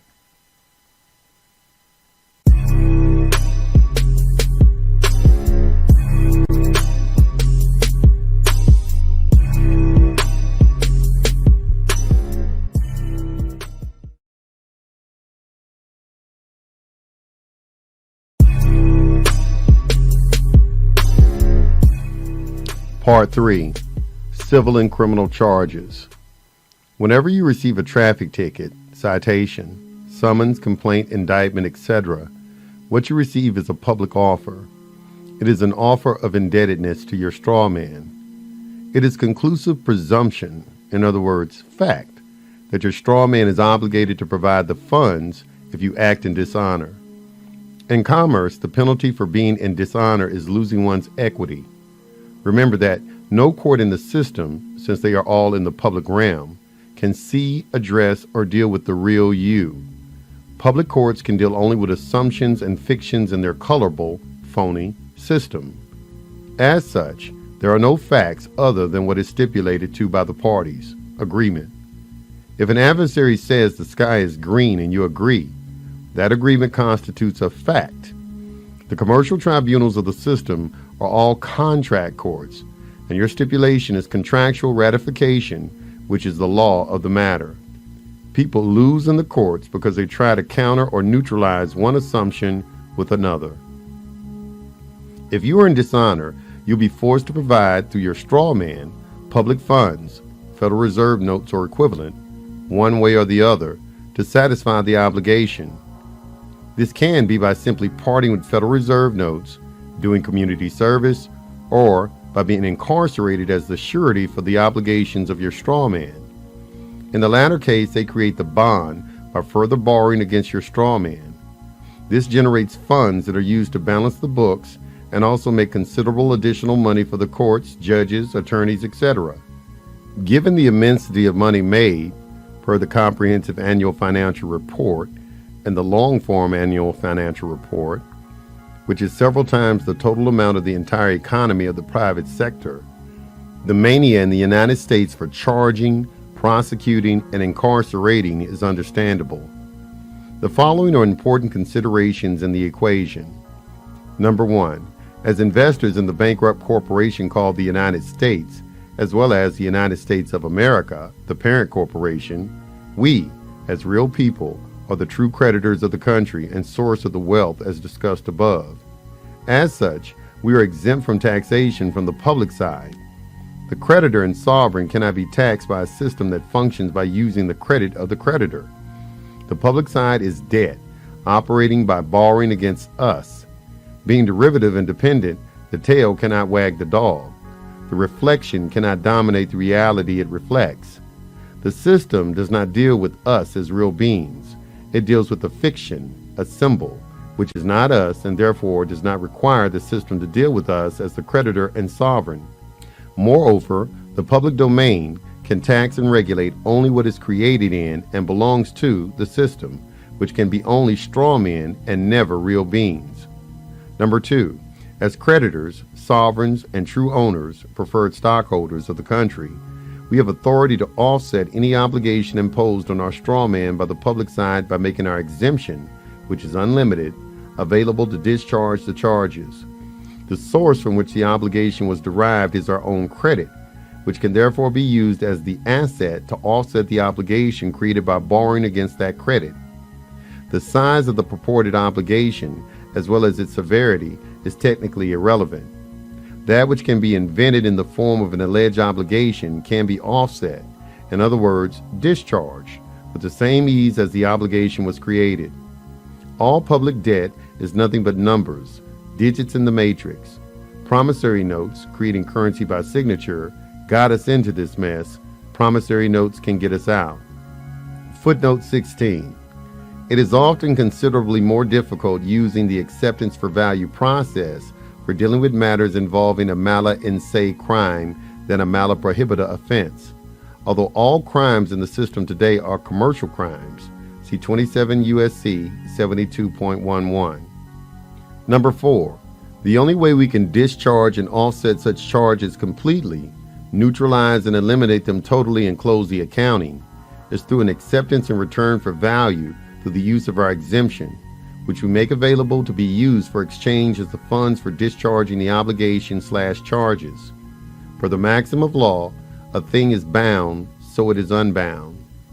Number 5, when we, as the creditor and sovereign, proceed as above, we are functioning as the king. The colorable public side is rendered dependent upon and subservient to our acts.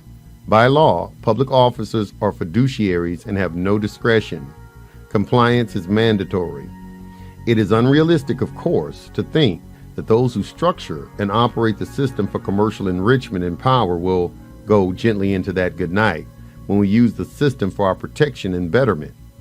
In addition, and of crucial importance, it is to neutralize the unrevealed presumption on which the system operates that we, the real us, have agreed to be united with and treated the same as our straw man. We remove that presumption by noticing the proper parties of the foundational documents referenced below. Many times when these documents are placed on the record in a court case, the case disappears. If they cannot access the real you and your body, labor, and property, they are left hanging out to dry in their cloud what to cuckoo land. What to do upon receiving a presentment. Receipt of an offer, presentment, will occur in one of the following ways. Number 1, by mail. Number 2, in person. Or, number 3, after arrest and being placed in custody. Herewith below, we will concern ourselves with the first 2 modes of receiving a presentment. Number 1, as soon as you receive an offer, such as a bill or statement you wish to discharge, make a copy, preferably a color copy, certified as true and exact copy by a notary, of the offer, and keep that copy in a safe place. If you're already in court, go to court and obtain at least 2 copies certified by the court clerk of the documents filed in a case by the other party. Then use these as you would an ordinary presentment, following the procedure set forth hereunder. Number 1, after making a copy of the essential documents issued by the other side, and print over this page of the original of each document the following text. There are numerous versions of this and opinions as to which is best. This presentment is accepted for assessed value and returned in exchange for settlement and closure of this accounting, certified and sworn on the commercial liability of the authorized representative as true, correct, and complete, with all related endorsements front and back, prepaid, exempt from levy. Adjust the account and release the orders to the authorized representative immediately. Autograph, postage stamp, 2 cents, US is okay, and then dated. Number 2, if you've had your bullet stamp made, which includes your full name in upper and lower case, some people use all lowercase letters in their documents for ancient linguistic reasons, as well as your EIN number and the term stating that you are operating in capacity of being the living principal and authorized representative, Stamp your bullet stamp in gold ink so that it is over part of the accepted and returned for value, in other words, ARFV stamp above, and also across the upper left-hand portion of the postage stamp. Footnote 17. There appear to be 4 alphabets in English: print, including uppercase letters in whole or part; print in all lowercase letters, uppercase cursive and lowercase cursive.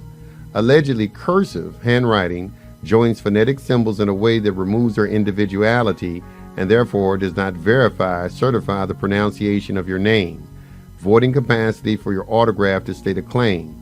This is why one should always also print his name, thereby having a double witness and removing ambiguity, which may be construed as fraud in law that may require a third party, in other words, a judge to adjudicate. Also, language, multiple languages, in other words, Babel, as in the Tower of Babel, came from the ancient Phoenicians and was, among other things, developed as weapons. Writing in all lowercase letters was allegedly the mode of writing used by the elite, whereas use of all capital letters was reserved for ships, dead fictions, and slaves. One may review the term Capitis Dementia Maxima in Black's Law Dictionary 6th edition concerning this matter. Number 3, autograph your name at a diagonal across the postage stamp so that your autograph is done over a part of the acceptance return for value text. Across the postage stamp and on the presentment itself, use blue or purple ink. Put in the date by hand. Footnote 18. A long-standing concern about what color ink is best to use for such things as signing a document with an accepted for value stamp has been recently resolved by this author, who has now concluded that red is not good. Blue or purple is optimal. Rather than indicating blood and the living being as we had thought, the significance in the color scheme of the system indicates that red expresses deficiency, such as being in the red. Number 4. If you do not have your bullet stamp, use the postage stamp as above, autographing on the diagonal across the stamp, filling in the date, and also printing your EIN number as per the following. This presentment is accepted for assessed value and returned in exchange for settlement and closure of this accounting, certified and sworn on the commercial liability of the authorized party as true, correct, and complete, with all related endorsements front and back, prepaid, exempt from levy. Adjust the account and release the orders to the authorized representative immediately. Autograph, 2-cent postage stamp, and your EIN number. Number 5. Your package to the offer will consist of A. A verified notice by affidavit notarized that informs the presenter of what the documents are that are attached or enclosed, what is required of the presenter, notice that the notary retaining a copy of the documents being sent and is acting as a disinterested third party, and that if the presenter does not respond to the notary within the required time, 10 days in most cases, with notice that he has adjusted the account and the obligation is discharged, a certificate of non-response will be forthcoming from the notary that constitutes a notice of dishonor and judgment and estoppel on the law. B. Your acceptance and return for value presentment, signed and dated by you in blue or purple ink and bearing your private treasury UCC contract trust account number, which is your social security number without dashes. Number 6. If the notary does not hear from the offeror within 10 days that the discharge has occurred and the accounting is closed, have the notary send the offeror a certificate of non-response. This constitutes a certificate of dishonor and a judgment and estoppel on the law, which bars the offeror and everyone else from ever coming after you again concerning the issues in the offer. If a court case is involved, have your notary also notarize such things as the following. Number 1. Certify a copy of the oath of office of whatever judge is involved, if the identity of the judge is known at that point, as obtained from the Secretary of State of the state or the county recorder or whatever office is holding it. Number 2. Notice of waiver of protest.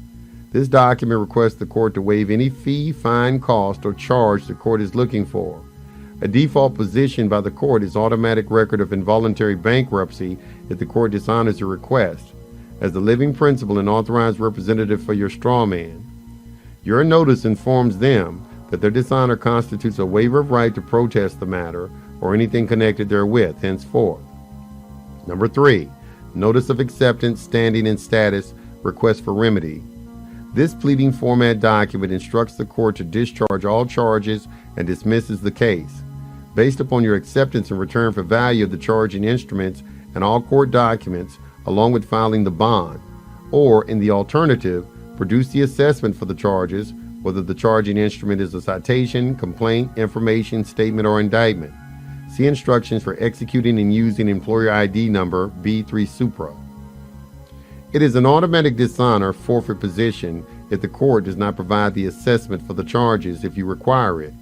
Substantiation of the bona fide nature of the assessment consists of providing the commercial paperwork that reveals the origin, nature, particulars, and legitimacy of the assessment which, to be genuine, must be executed by the responsible party under affidavit sworn true, correct, and complete, with stated commercial liability risked by the responsible party in case he is found to be in error, and swearing to the accuracy, relevance, contractual validity, and verifiability of all allegations made and the exactitude of the sum certain amount of the assessment.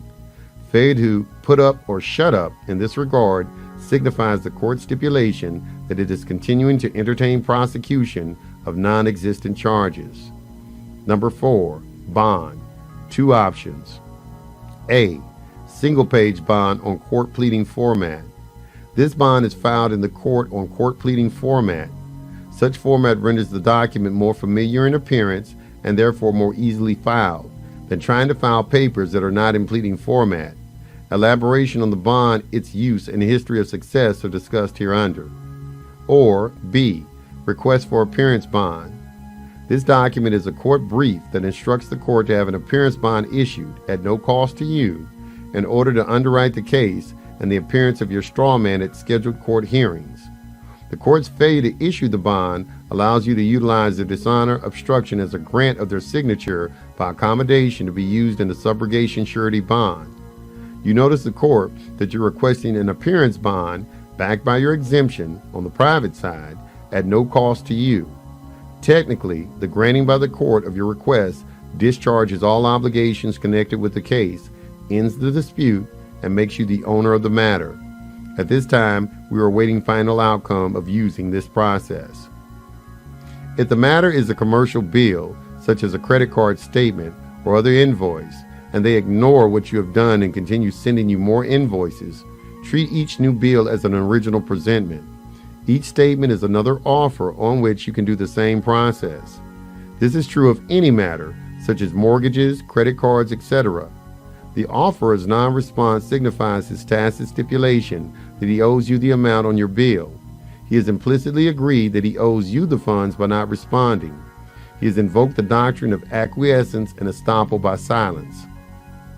As valuable as a judgment in estoppel on the law is, it is not the best we can make of a situation. We would like to make money from the event. For this, we need a second judgment in estoppel, one on the facts and the money. When you do this, you establish on the record the amount that the offerer owes you in cost, fees, and damages. The amount can be anything you choose, since only you can decide what you think the matter is worth to you. Besides, it is all nothing but digits in the matrix. If a court procedure is involved, as soon as possible file a court brief in standard court pleading format entitled Notice of Acceptance, by which you notice the court of the following. Number 1. You've accepted the charging instrument for value, banker's acceptance, and returned it in exchange for settlement and closure of the accounting concerning the matter. Number 2. Settlement of the account has been done privately by exchanging your exemption for discharge of the obligation by use of your private treasury UCC contract trust account, your social security number without dashes. Number 3. You are operating in capacity of being the living principal, authorized representative, and attorney in fact for the straw man. As exhibits/attachments to your notice of acceptance include color copies, preferably certified by a notary as true copies, on the following foundational documents. Number 1, employer identification 1. Number 2, private agreement. Number 3, security agreement, pains and penalties. And number 4, your international hold harmless agreement. Also file a notice of request for waiver, and number 2, a notice of request for remedy. Put an autograph and bullet stamp postage stamp on the back lower right hand side of every page of every court brief you file. Obtain multiple copies of your documents to the court and have the clerk file stamp them all. If the case is not dismissed, which it usually is, file the court bond. B. Explanation of the process involved in accusation and prosecution. The situation involved in having to appear in court is as follows. Private substance fact. Existential event. Subjective interpretation by accuser with alleged injured party and claim of mens rea, criminal intent. Public reflection interpretation. Statutory criminal charges. Civil resolution by agreement of the parties. The sequence is this. Number 1. You commit some actual act, such as writing a check on a closed account, which is simply an event in reality. You inscribe something on a piece of paper. So what? You also walked to the grocery store, ran into a friend, and planned a dinner party. All are simple happenings with no legal charge attached. Number 2. Someone, some living being, the complainant, has considered what you did to be a crime you committed with criminal intent, mens rea. In other words, out of an infinite number of possible subjective inner motivations you might have had for doing something, and an infinite number of possible ways anyone can think about what he perceives of your action, the accuser chose to adopt the perspective that what you did was a crime that you committed with criminal intent. The first is a value judgment. The second, regardless of substance, is nothing for which anyone but you possess authority to speak. The accuser can neither know your intent, nor does he have any right to speak for it. He can observe your outer behavior, not your inner motivation. Number 3, the interpretation that what you did is a crime, as well as what that crime is, what statutes you allegedly violated, the basis of prosecution, etc., are all applications of the facts to the accuser's presumptions, assumptions, priorities, interpretations, and motivations. Number 4, the complainant swears out a complaint under affidavit that you did what he says you did and submits it to the prosecuting authorities for them, as public servants, serving the system, not you, to investigate and thereafter prosecute your straw man, with you attached unless you rebut the presumption on the contrived union. Number 5, the first thing across the mirror, the bar, onto the right-hand side of the bar, in other words, public debt bankruptcy mirage land, is the criminal charges, which is what the public side indicts you for. Since the public side is debt, reflection, and bankruptcy, nothing of substance and reality can originate there. The public side must reflect something real on the private substance side and then adjudicate the imaginary dispute concerning the arbitrary interpretation of the actual event, calling it a crime and saying it violated one or more of their statutes. The event itself is nothing other than an occurrence in reality. It is a thing in itself that is completely neutral. If someone calls it a crime, that it is his projection, interpretation of his mental processes and priorities. What he makes of what you allegedly did is his business, not yours. What do his mental processes have to do with you? He is manufacturing fiction and projecting it on you, attempting to lure you into traversing into his imaginary, let's pretend world and deal with what goes on there.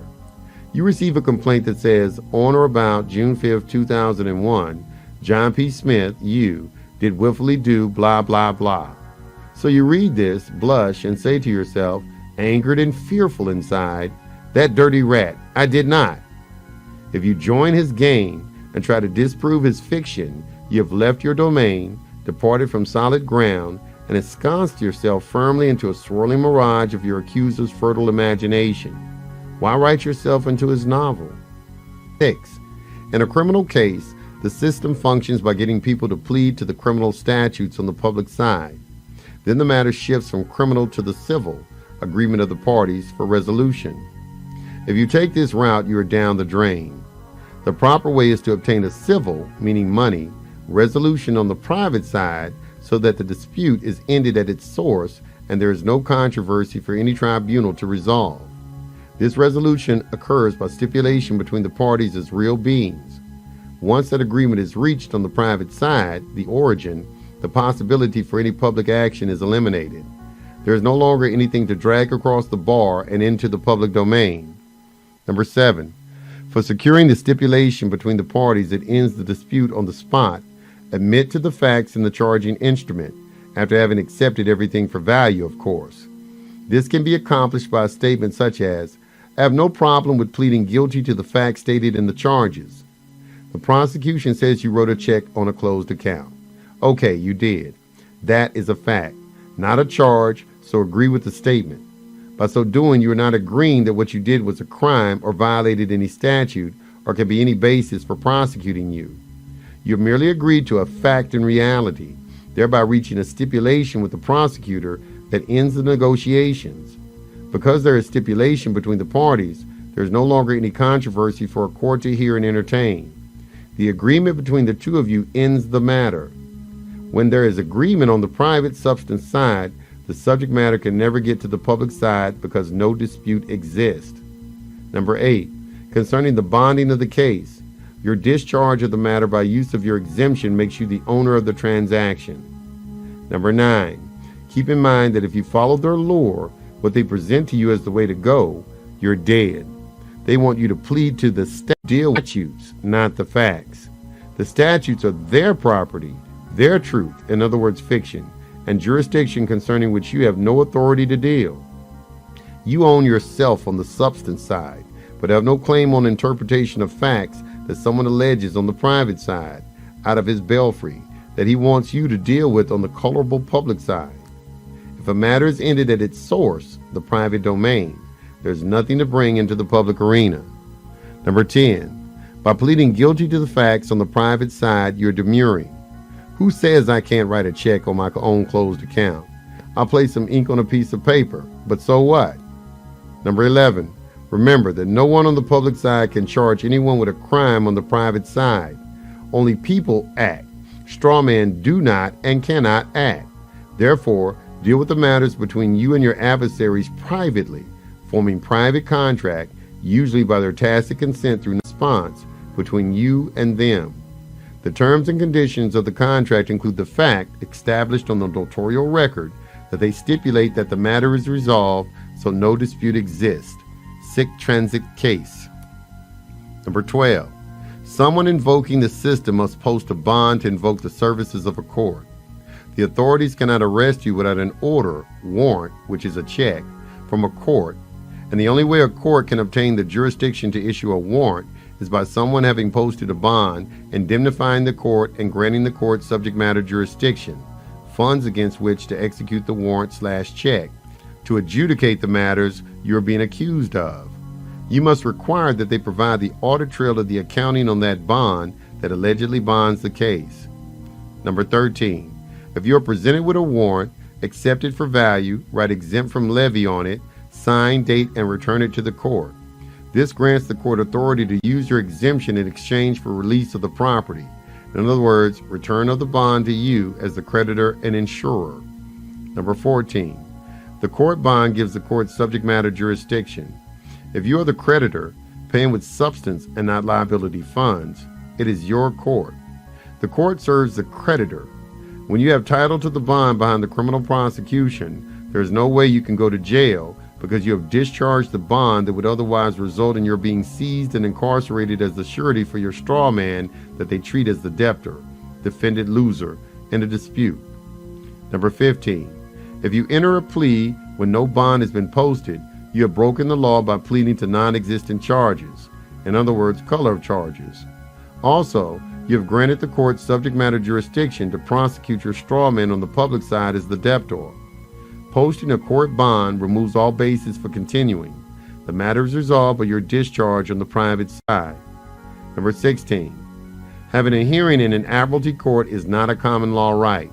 It requires posting a bond so that the court can have in rem jurisdiction. The property at stake in the proceeding is the bond.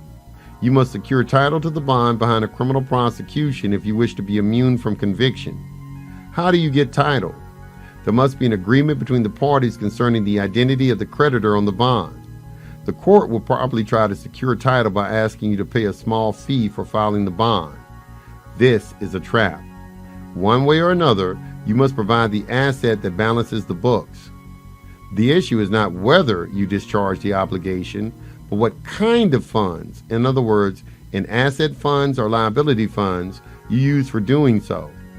If you use your exemption, you secure title. If you use Federal Reserve notes, you forfeit title. Therefore, You suggest that either the court waive the public administration fee for registering the bond or secure the fee by performing an adjustment and offset through the use of your private treasury UCC contract trust account, your EIN number without dashes. If the court does not do either, it is in dishonor of you as the king creditor, authorizing you to discharge the matter by bringing involuntary bankruptcy against the court to discharge the bond because you have established yourself as the owner by your acceptance for value and willingness to allow your exemption to be used for discharging the obligation. C. Strategies concerning court. One of the most difficult positions to be in when inside a courtroom is sitting down. It is best to wait outside or in the back of the courtroom until the straw man's name is called. Then walk towards the bar to speak and don't sit down. Sitting is inferior to standing. And if you go through the drill of being in court before the judge enters, standing up upon hearing the bailiff announce, "All rise," and then sitting down when instructed to do so, you are signaling by your behavior that you are an obedient serf and subject of the court and within its jurisdiction. This is not a desirable position. A maxim of law concerning this states, it is immaterial whether a man gives his assent by words or by acts and deeds. When your straw man's name is called, when spoken it sounds the same as your upper and lowercase name. See item sonans, meaning same sound in Black's Law Dictionary 4th edition. When this happens, do not say, "Here." As soon as you give your name, you testify that you're in the public side. You testify that the real you is the straw man/defendant on the paperwork at which the judge is looking. You form a contract with the court by which you agree that the real you may be treated in accordance with the way they treat the straw man defendant. You surrender to the court's jurisdiction. You agree to leave your own ground and domain and go join them on the schoolyard in their let's pretend cops and robbers game. The crucial points to keep in mind in any court interaction are as follows. Number 1, the courts are equity, admiralty, probate, trust courts, not courts of law. In such courts, there is neither law nor substance nor facts nor evidence nor charges. There are assumptions, presumptions, color of law, color of substance, color of facts, color of evidence, and color of charges.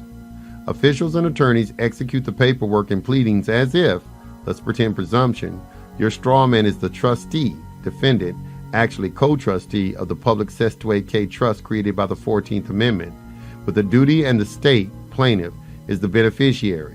In other words, co-beneficiary of the public Cestui trust created by the 14th Amendment, who has allegedly been deprived of his trust benefits by the delinquent trustee. Trustees are always outside common law.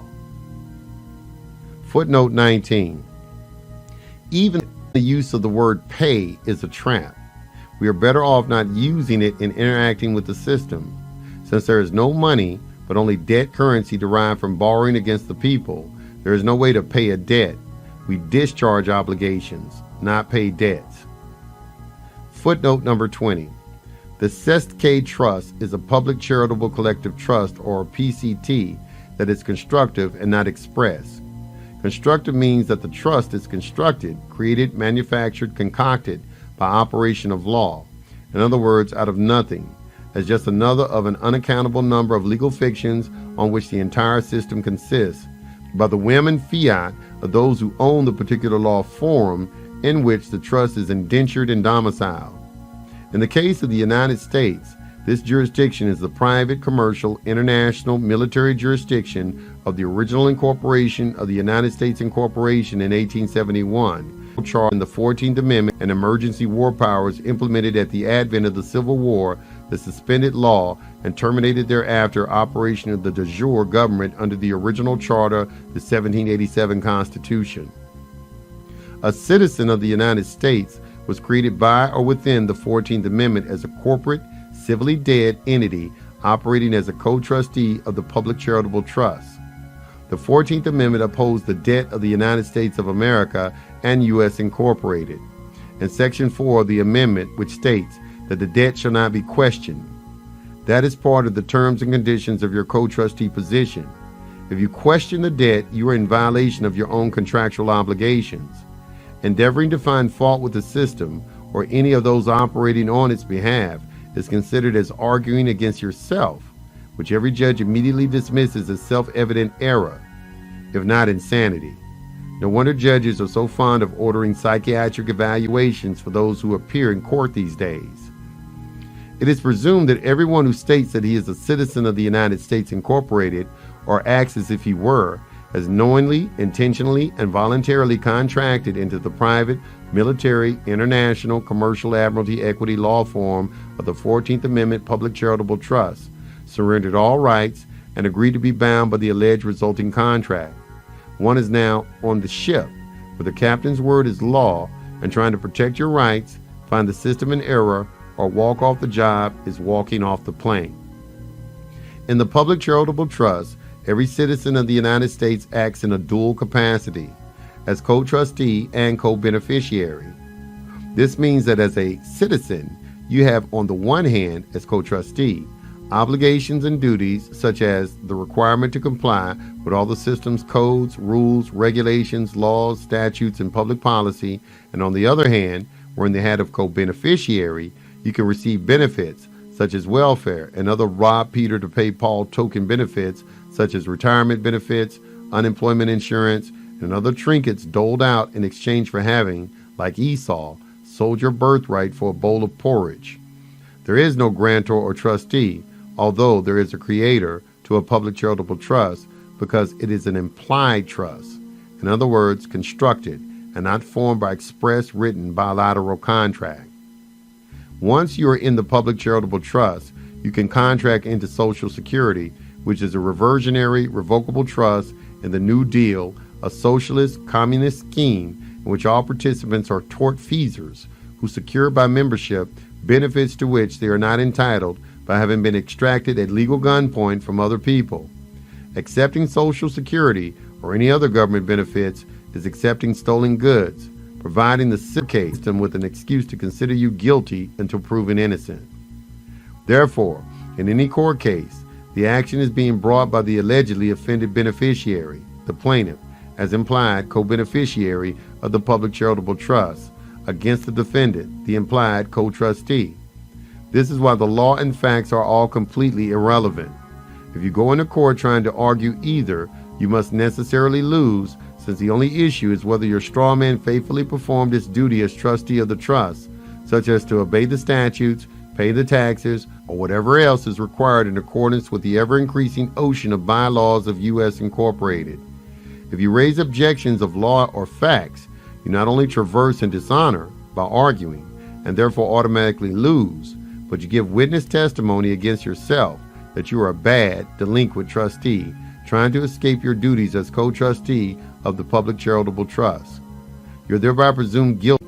Your fatal error is not first and foremost that you argued, denied, rebutted, traversed, dishonored, and try to avoid your contractual and fiduciary obligations of a contract you ratified countless times by accepting innumerable government benefits such as Social Security, obtaining a driver's license, getting a passport, etc., etc., etc., as co-trustee, but that you failed to rebut the presumption that you are the co-trustee, in other words, the same as the defendant's strawman citizen. This is why there's only one issue, and all the rest is so much irrelevant froth. The issue is whether or not you rebut the operational presumption. If you do not, nothing else matters. The presumption, where the power and teeth are, stands and you lose. Number 2, you as a living principle are real and exist on the substance private side. The straw man, all caps name defendant, is fictitious and exists on the imaginary public side. The living principle cannot be seen, addressed, or dealt with by the public side, which is a reflection in the mirror and a chimera. The defendant cannot enter or access the private side, just as the living principle cannot enter the public domain.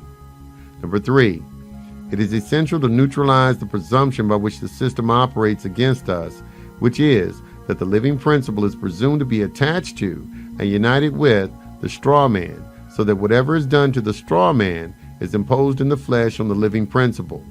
It is the unrebutted presumption of the union of the real and fictitious that enables the court to access the real you.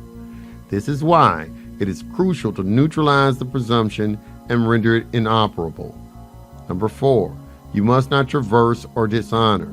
You cannot win by arguing in let's pretend mirage land.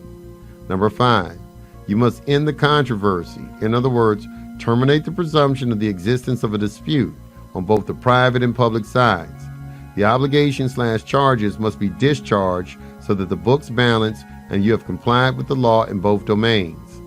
Number 6, the public side is bankrupt, has no capacity to execute a sentence, and cannot charge you in common law.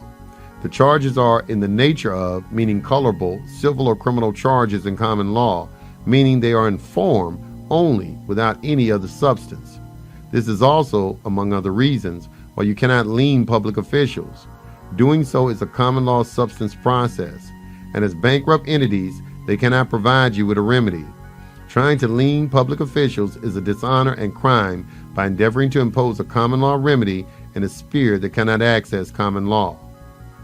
Several possibilities in lieu of or in addition to the 3-question approach below for dealing with the name issue come to mind. These statements are intended as satisfying all of the above essential elements. When your straw man's name is called or the judge asks you for your name, you could say one of the following, whatever you are comfortable with. I am here concerning that matter, or I am here as a third-party intervener in that matter appearing as authorized representative for my client. Footnote 21. The third-party intervener is you, the living principal, acting in your own interest because you have a pre-existing claim against the defendant that precludes them from acting against any version of your all-caps name based on your prior contract with them, such as your UCC specified power of attorney and indemnity and hold harmless agreement, your employer ID, etc. Then continue. I accept for value and return for value all the charging instruments in this matter and make my exemption available, not offer, since we can never make offers, for discharge of all obligations and charges connected with this case. I do not dispute any of the facts in the charging instruments. We must remember that problems are not solved on the level of problems. We cannot resolve the imaginary dispute in the imaginary domain. We must not try to pay with public funds. We must not try to prove ourselves innocent. And we must not plead not guilty, which is arguing, traversing, dishonoring, and telling them that you are joining the imaginary game and treating it as if it were real. All attempts to do these things are traversing and dishonoring, breaking the law and committing treason against the equity court by trying to deal with the dispute as if it were substantive, private, real, and in common law. The court then convicts us for contempt of court and imposes the common law sentence. We must also remember that they need us as the living principal to be a witness against ourselves, testify, and make the legal determination for them that we are the one they are looking for in their let's pretend game and want to prosecute, convict, and punish. They need us to volunteer into contracting with them in their public domain. They cannot make the legal determinations that the defendant has anything to do with us. It is up to us to hang ourselves. The above statement satisfies all the essential criteria as follows. Number 1, the catch-22 of the matter is that under common law, you're presumed innocent and still proven guilty, whereas in the admiralty equity courts, you're presumed guilty until you prove yourself innocent, which is impossible in their let's pretend presumption game. If you try to prove yourself innocent, you are in dishonor and are charged with a breach of trust to the beneficiary, the state. By so doing, you commit treason against the court by trying to secure a common law remedy where none is possible, and you do not neutralize the presumption and indeed ratify its force and effect while admitting that you have been a delinquent trustee and acted in violation of your fiduciary duty. Footnote 22. An interesting property of their equity courts is revealed by remembering the maxim of law that anything inside a box is not there.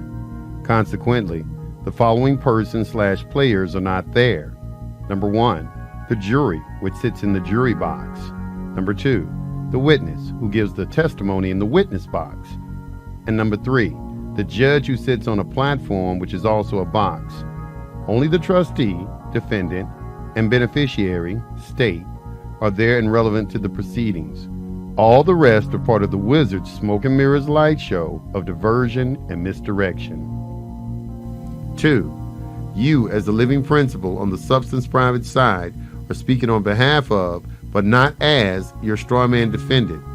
Ideally, you have filed before ever going to court your court bond and notice of acceptance, standing, and status, request for remedy, wherein you attach your accepted and return for value documents and your standing status documents to define and clarify your standing as a living principal and authorized representative for your juristic person, ins legis straw man. Number 3, by proceeding in this manner, especially when supported by your notary witness documents, you neutralize the presumption that you are attached to and united with your straw man. Number 4, do not traverse or dishonor, thereby disarming and diffusing the matter. Number 5, you end the controversy by your acceptance and return for value, filing the bond and stating that you are not disputing the facts in the charging instruments. By not disputing the facts on the private side, you remove the dispute at its origin and leave nothing to resolve in the public arena.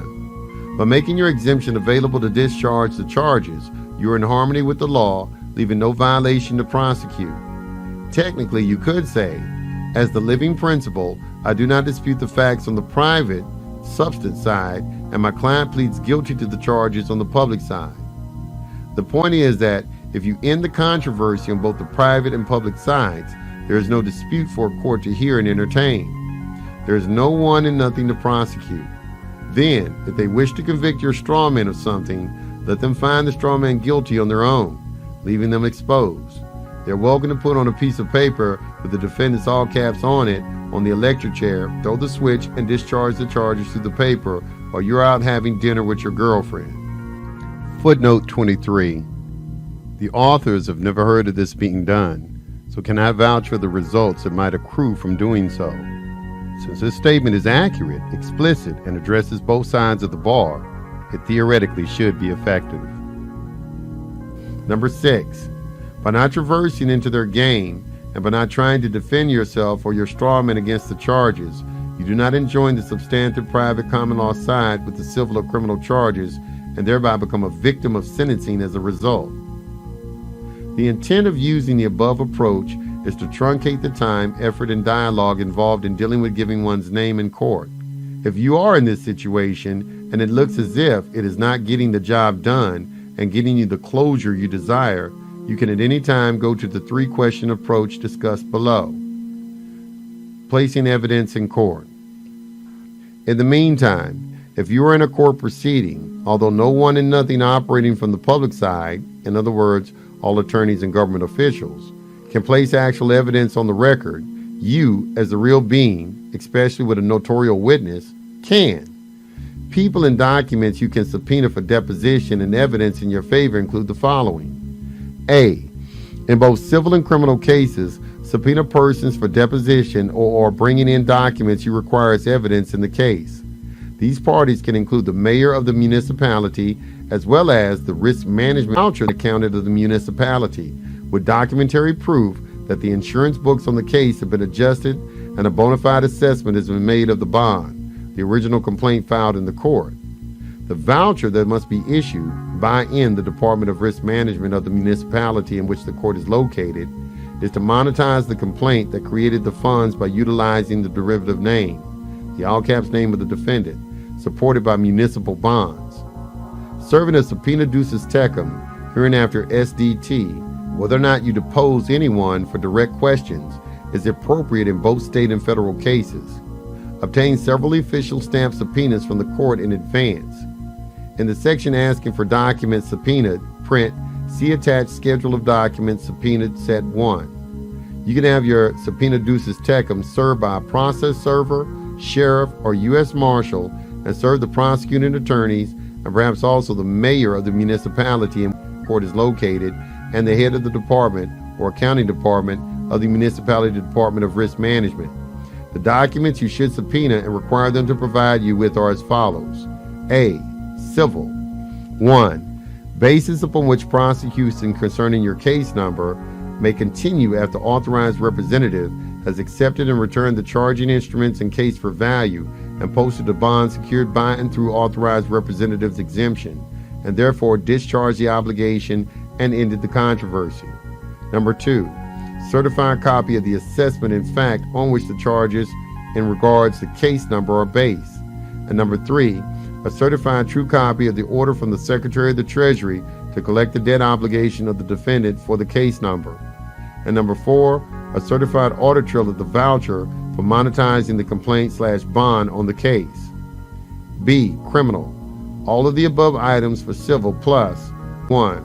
The detainer authorized an incarceration of the defendant and the accompanying physical body of the name, your name, of the case number. Their failure to provide any of these items is a tort and grounds for habeas. As for the evidence you wish to establish on the record, first file what you want judicially noticed as evidence. This should include your court bond. As soon as your documents are filed, obtain at least 2 certified copies from the clerk of the court. Keep one set in a safe place. Take the other set with you to place into evidence in open court. Once you serve the evidence on the court, it cannot be denied. You give your documents to the bailiff who serves the judge, and even if the judge throws everything back at you, it does not matter. What you want to put into evidence has been served. The documents for you to file in the case and serve on the judge in open court should include the following. Number 1, the judge's oath of office that you received from the Secretary of State or whatever official source provided it to you. Number 2, your court bond that bonds the case. And number 3, proof that you accepted the case and all charging instruments for value and returned them for value. Number 4, your judgment and estoppel of the law, first certificate of non-response that the notary served on the opposing parties.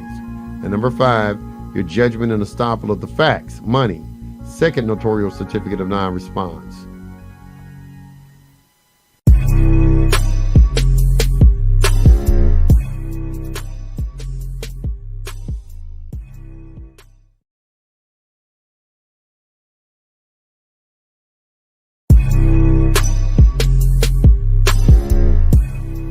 Part 4, Redemption in Court. The following are points allegedly derived from Roger E. material on the redemption or 3 questions approach to functioning in court. Background. Number 1, the word law comes from the word lull. The L was originally a double L, which came from hieroglyphics signifying 2 legs walking. Law, however, is an obstruction because the 2 legs walking around show that law is constantly changing. In the United States, for example, Americans get to live under approximately 150 new laws every year passed by combined federal, state, and municipal legislatures.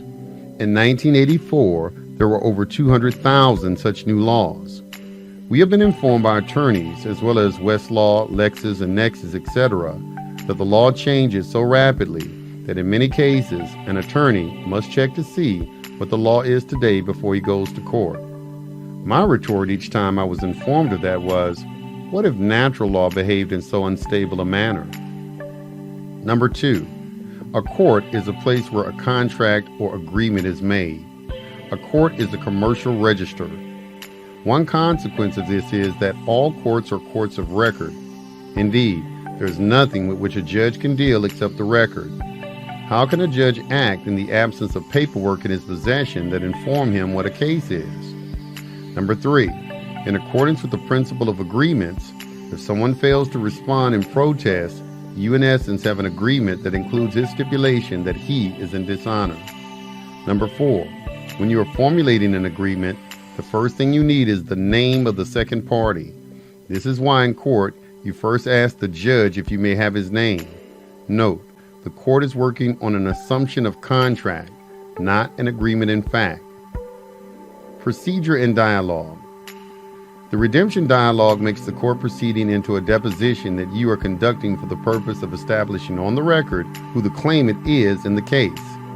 You are there under threat, duress, and coercion, since guaranteed harmful repercussions are inevitable if you do not appear when as commanded. You are also there because someone, somewhere, has made a claim or color of a claim, implying or calling what they allege without foundation a claim against you that allegedly justifies enforcing the claim against you by using the legal violence system. By engaging in this deposition, you are actualizing the maxim of law that the burden of proof resides on him who asserts, not him who denies. You want them to prove the nature and cause of their alleged or implied claim.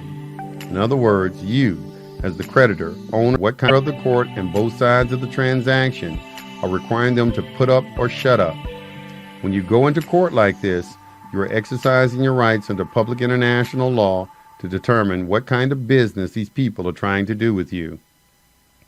In any inter-exchange between you and the judge, whether it is you requesting that the judge answer something you are asking him, or him asking you a question, you must persist until the judge sees that you are not going to give in. This is perhaps especially important if or when a judge asks you to state your name, or ask if you are so-and-so. He may ask at least 3 times, since the system functions in threes. The judge needs to know that you are clear and secure about what you are doing and will not cave in under the psychological pressure that he is so well trained in applying on those who are before him in court.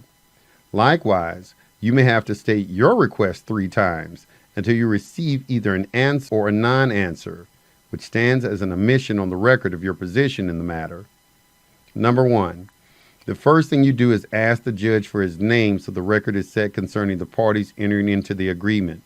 Therefore, when your name is called, you say, "I am here concerning that matter.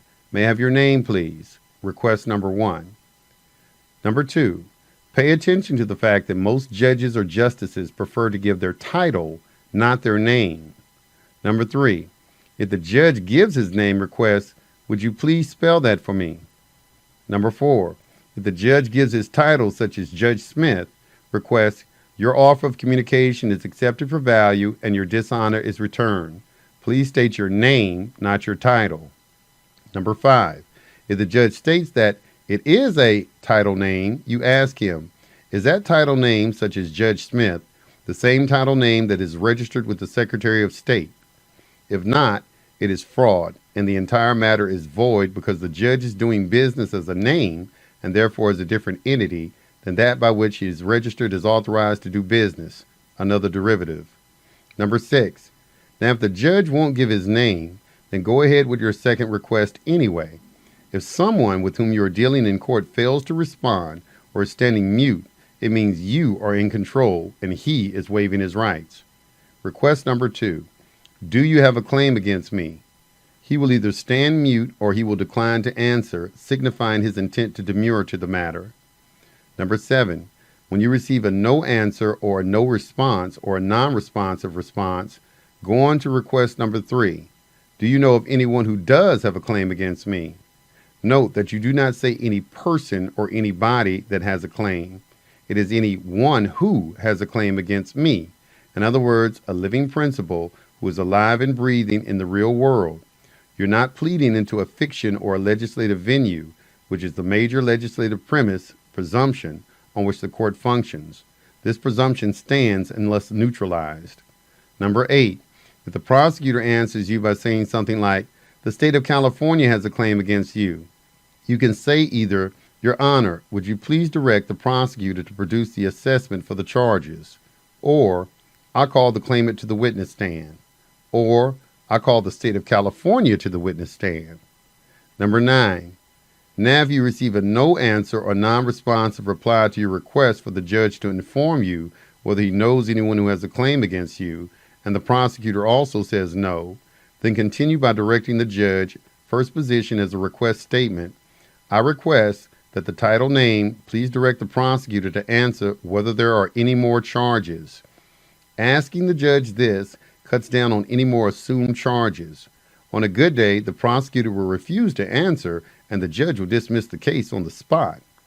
Number 10, at this point you can direct the judge, second position as a request statement, "I request that title name please direct the prosecutor to answer whether the assessment for the charges is in his or her possession." Making this request of the judge forecloses the system from acting on the otherwise unneutralized assumption that you are not concerned whether there is a civil assessment to justify the charges. Without an assessment, there can be no charges. Asking this question puts the prosecutor in trouble, as if he does not immediately drop the charges, he is practicing law without a license, which is a felony. Number 11, at this point you can direct the judge, third position as a request statement, "I request that title name direct the prosecutor to provide the assessment for the charges, along with the certified audit trail of all transactions held by the mayor of the municipality in the applicable risk management department, including the voucher and all disbursement documents and receipts." Number 12, At this point, you direct the judge. Fourth position as a request statement. I request that the title name please direct the prosecutor to provide the serial placement number of his or her bar card. Note, many times the prosecutor is not qualified even to be there, which is often the situation in federal court, and the bar card, which is an OMB number, can be used as the number for a surety bond. OMB stands for Office of Management and Budget. Number 13. At this point, you direct the judge, fifth position as a request statement. I request that the title name please state for the record if you have subject matter jurisdiction. Note, if there are no further charges, no assessment for the current charges, and no subject matter jurisdiction, the court is in a forfeit position. Number 14. If you elect to utilize the appearance bond matter within this redemption approach, this would be the place to bring the matter up. As of this writing, requesting an appearance bond may be eclipsed by the single-page court bond on court pleading paper. Then, your sixth position consists of your request for the appearance bond. Making this request, in effect, puts your name on the account and thereby charges the account, so that when the appearance bond is discharged by appearance, the operators of the account are put into immediate involuntary bankruptcy. If there is no assessment for the charges, more than likely they will not issue an appearance bond, and you can therefore issue a subrogation surety bond. Number 15. Should anyone hand you any piece of paper, in particular a paper in which they want you to read the assumed charges, scan the front and back of each page and say, "I cannot see any charges." Hand the paperwork back to the one who gave it to you, and then direct request the judge to have the prosecutor read the charges. Number 16. Do not let them waive the reading of the charges. Once more, repeat the request for the assessment for the charges. Persist on this point. Once that point is resolved, state that you are not disputing any of the facts in the matter and admit to the facts in the charging document. The point is that the system wants you to accept the face appearance of their documents and statements as gospel, so that you self-assess and testify as a witness against yourself. Do not waive the right to require them to provide you with the civil assessment. They never have any valid criminal charges nor any assessment to support the civil charges. All actions today, both civil and criminal, are actually civil, in other words, commercial. Do not let them off the hook and hang yourself. Require that they substantiate the charges. Number 17. Use your intuition and whether to use the next phrase after the gavel has fallen, the discharge. I request the order of the court be released to me immediately. 18. This is not a question, it is a request. You do not move the court because doing so is asking for a benefit. By making the request, you are in essence saying, if there is no first-hand witness or claimant present, on what are you operating? Give me your marching orders. You're demanding to see the order of the court. Number 19. When you say/ask or request these three things, you create a small claims court. A small claims court has different rules and procedures than a commercial admiralty equity court. In a small claims court, there are no titles of nobility. Attorneys cannot be present. Number 20. The parties themselves state the claims in small claims court, so we will know who has a claim and who does not. Number 21. If there are no claims, then there is a default to investigate. Number 22. This three-question process also constitutes an inquest hearing on a show cause. You are doing a coroner's inquest or probate into the matter of any claims against you. In this inquest, only those who have first-hand information concerning the claims may testify. Number 23. If you're conducting a public inquest into the matter concerning any claims that may have been brought against you, and no claims are brought, the matter is concluded, the public inquest is over, and you are out of there. Number 24. Now, there are some variations that can happen with this. The judge or the prosecutor might say, the state, province, or department of such and such has a claim against you. No, they do not. They may have charges, in other words, what they call charges, but which are actually only a presumption of charges, in other words, color of charges, since there is no assessment, but not a claim. Charges are not claims. Number 25. Some judges get cute saying things like, my name is Judge so-and-so. Well, that's a fiction. That designation does not pertain to a real party and is not a name that can be entered into a commercial register. Judge so-and-so is an unregistered fiction. In other words, doing business under an authorized and unregistered name. Mr. Ingres, would you come forward, sir, and join us? Are you saying that the trust you are administering is the John Ingres Trust? Mr. Ingres, if you'd come up, sir, and stand beside Attorney David out. John Ingres is in the court. That's you, Judge, as trustee. You are John Ingres today, aren't you? Attorney David out. Yes, sir. Before we go any further, I need to know who you are. I am Judge Crocker, right here. Thank you. Clerk? Number 26. At that stage of the game, you should alter your question somewhat. Number 27. Is there anyone present to press the claim against me in any alleged name other than his own? Number 28. If the prosecutor wants to stand up and press that claim, of which there is a minuscule chance, then you demand that he be sworn in to testify under oath as to the damages creating and validating the claim concerning which he is testifying. Now you have your inquest. Number 29. He is not going to swear in. So you say, there being no claimants who have sworn in under penalty of perjury today with the first-hand damage claim, it would appear as though there is no more public business concerning me. I am withdrawing. There is no credible witness and therefore no admissible evidence. No one will swear with responsibility and first-hand knowledge that there is a claim because it does not exist. Even if they have evidence, it is rendered hearsay and presumption for want of any credible witness to substantiate the validity of the evidence. Prosecutors are attorneys, and no attorney is a credible witness who can testify under oath on the witness stand that the evidence he places on the record is valid. Footnote 24. Attorney statements are arguments, not evidence. That is a double fault, since such behavior is both dishonor and presumption. To be evidence, whatever documents are filed would have to be substantiated as valid and verifiable by testimony under oath. No attorney can do this. In other words, take the witness stand and swear in because he is not speaking for as himself, with first-hand knowledge and defined commercial responsibility. He represents, in other words, represents, by derivative reinvention, what he has been told, hearsay, or thinks would be expedient to say, a fiction. Number 30, don't allow the judge to hoodwink you into allegiance. Number 31, do not follow the orders of the judge or the judge becomes the head and you become the tail. Number 32, it is either the judge's private business is going on in there, which is the business of the corporate state, or your private rights under public law. 33, if you traverse into his business, you abandon your claim. Don't traverse. Make request instead. Avoid even the appearance of dishonor. Politely requesting rather than engaging in behavior that might be interpreted as confrontational can work wonders. 34. What is an order? Public people are acting under the premise of legislative jurisdiction. They must have delegation orders that give them authority to do what they are doing. Once you have gone through the first three questions, the name, the claim, know anyone who has a claim, if there is no response, then nobody has come forward with a claim against the one asking the questions. In other words, you.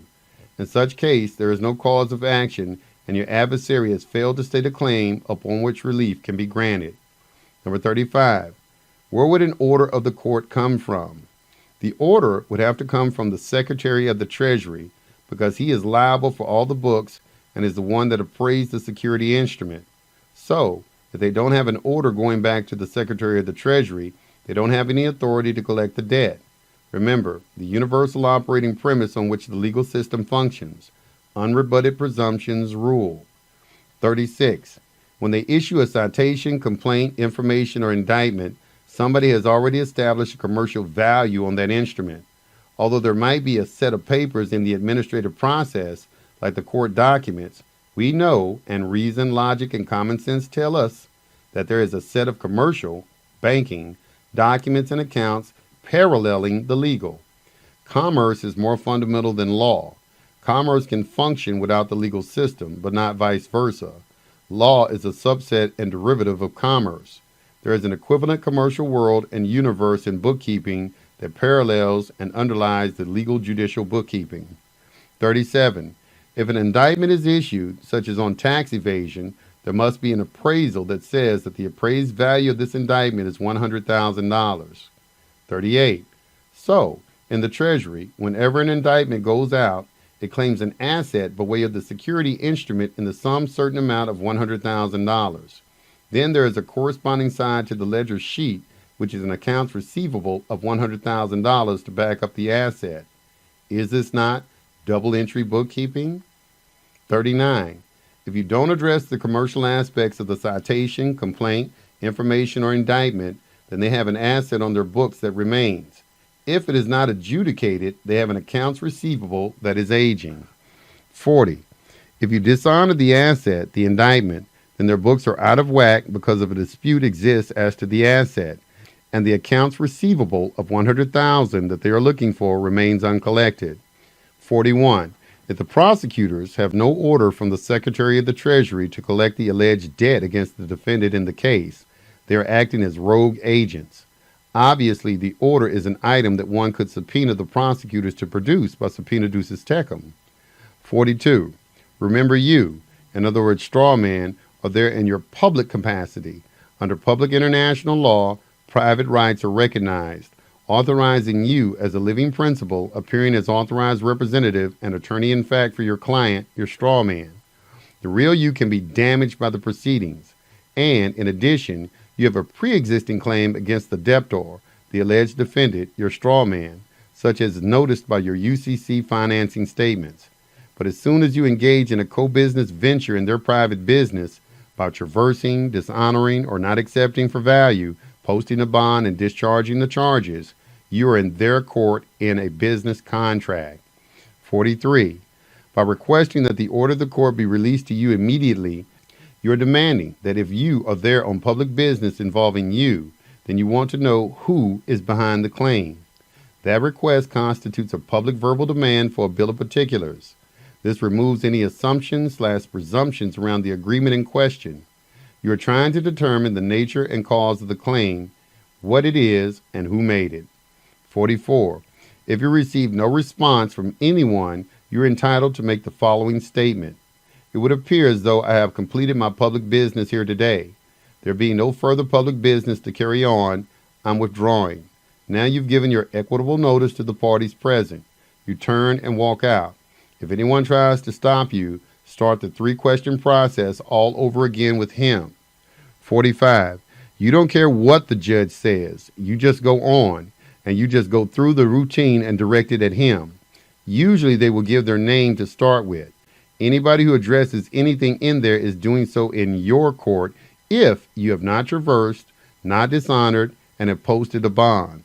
By bonding the action through your exemption, you discharge the charges and end the controversy on the private side, thereby owning the transaction and the court. They are now your employees, and without any reality on the private side to reflect, the public side is left in an untenable position. If, however, you start acknowledging any of their procedures in there, then they are going to assume you are in their court and not yours. They want you to recognize, in other words, make the legal determination concerning the identity of the accuser, either by body language, testimony, or otherwise, so you become a witness against yourself. If you accuse yourself, no one else is required to do so. Further considerations on all this area set forth as follows.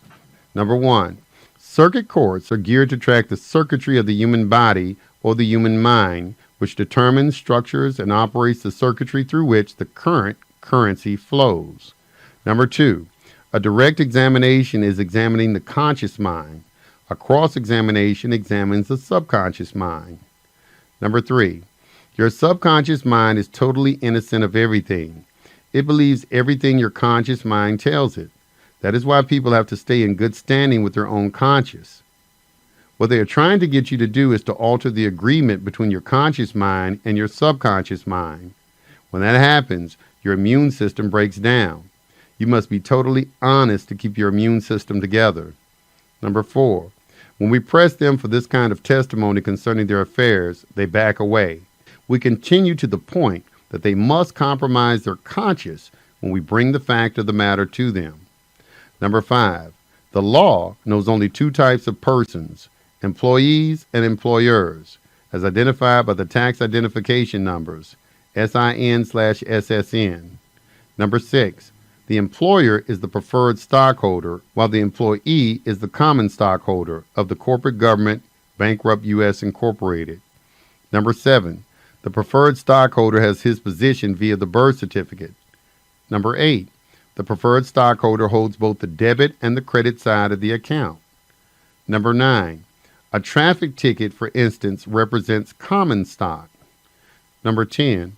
What the judge is doing here is attempting to get you to agree with the operational assumptions, such as agreeing to be the collateral on whatever the charges is, in other words, tickets, non-filings, etc., thereby stipulating that the charge is valid. Number 11. When you tender currency, which is the public exchange, you do not pay any debt. You cannot reduce a negative, public charge, with another negative, public money. Number 12. If you're faced with a fine involving a serious criminal charge and you pay with public money, it is a bribe. Number 13. When you request that the court release the order to you, what you're asking them to give you is the common stock. Release the stock, order of the court to me immediately. Number 14. The order represents one world order, for one thing. It is also a money order or possibly a work order. Number 15. Whoever has presented the charges is the one with the claim. The one with the claim is the payee. 16. When you accept the account for value, they must bring the amount into existence from the private account, at which point they have a tax obligation on their hands. Number 17. When you accept the property for value, they are the payees because they are in possession. We're saying, I accept that claim because they are holding a lien on the claim, and they have it in their possession. So they are the payees in fact. The payee in fact has to answer to the Internal Revenue for the funds. Number 18. Accepting a charging instrument for value means that you accept the claim. I accept the claim, and I am the taxpayer in fact because I allow them to pass through my account to discharge the charges. Number 19. They have to release the order of the court to you. They have to release the claim, in other words, the money, the account. The account, however, is already prepaid because you are the principal. They obtained the money from you in the first place, since that is where all the currency in circulation today derives from. You already paid the claim, and you're asking them to release the claim that you already paid. Number 20. So what you do is interrogate the witness. You ask the 3 magic questions and don't go beyond that. 21. When you are interrogating a judge, you don't care what he says because anything he says can and will be used against him. He is testifying, not you. That is the essence of taking testimony, because when you enter into their courts, the situation inverts. The Miranda warning says anything you say can and will be used against you. It does not say might. The jurisdiction of the courts today is international. All commerce occurs in the International Admiralty Maritime. That means that you and I, as the owners of the account, do not do any of the work. We are the sovereigns, so our employees, public officials, do the work. When there is a credit and a debit, we have 2 employees involved, 1 state and 1 federal. These employees handle the matching funds.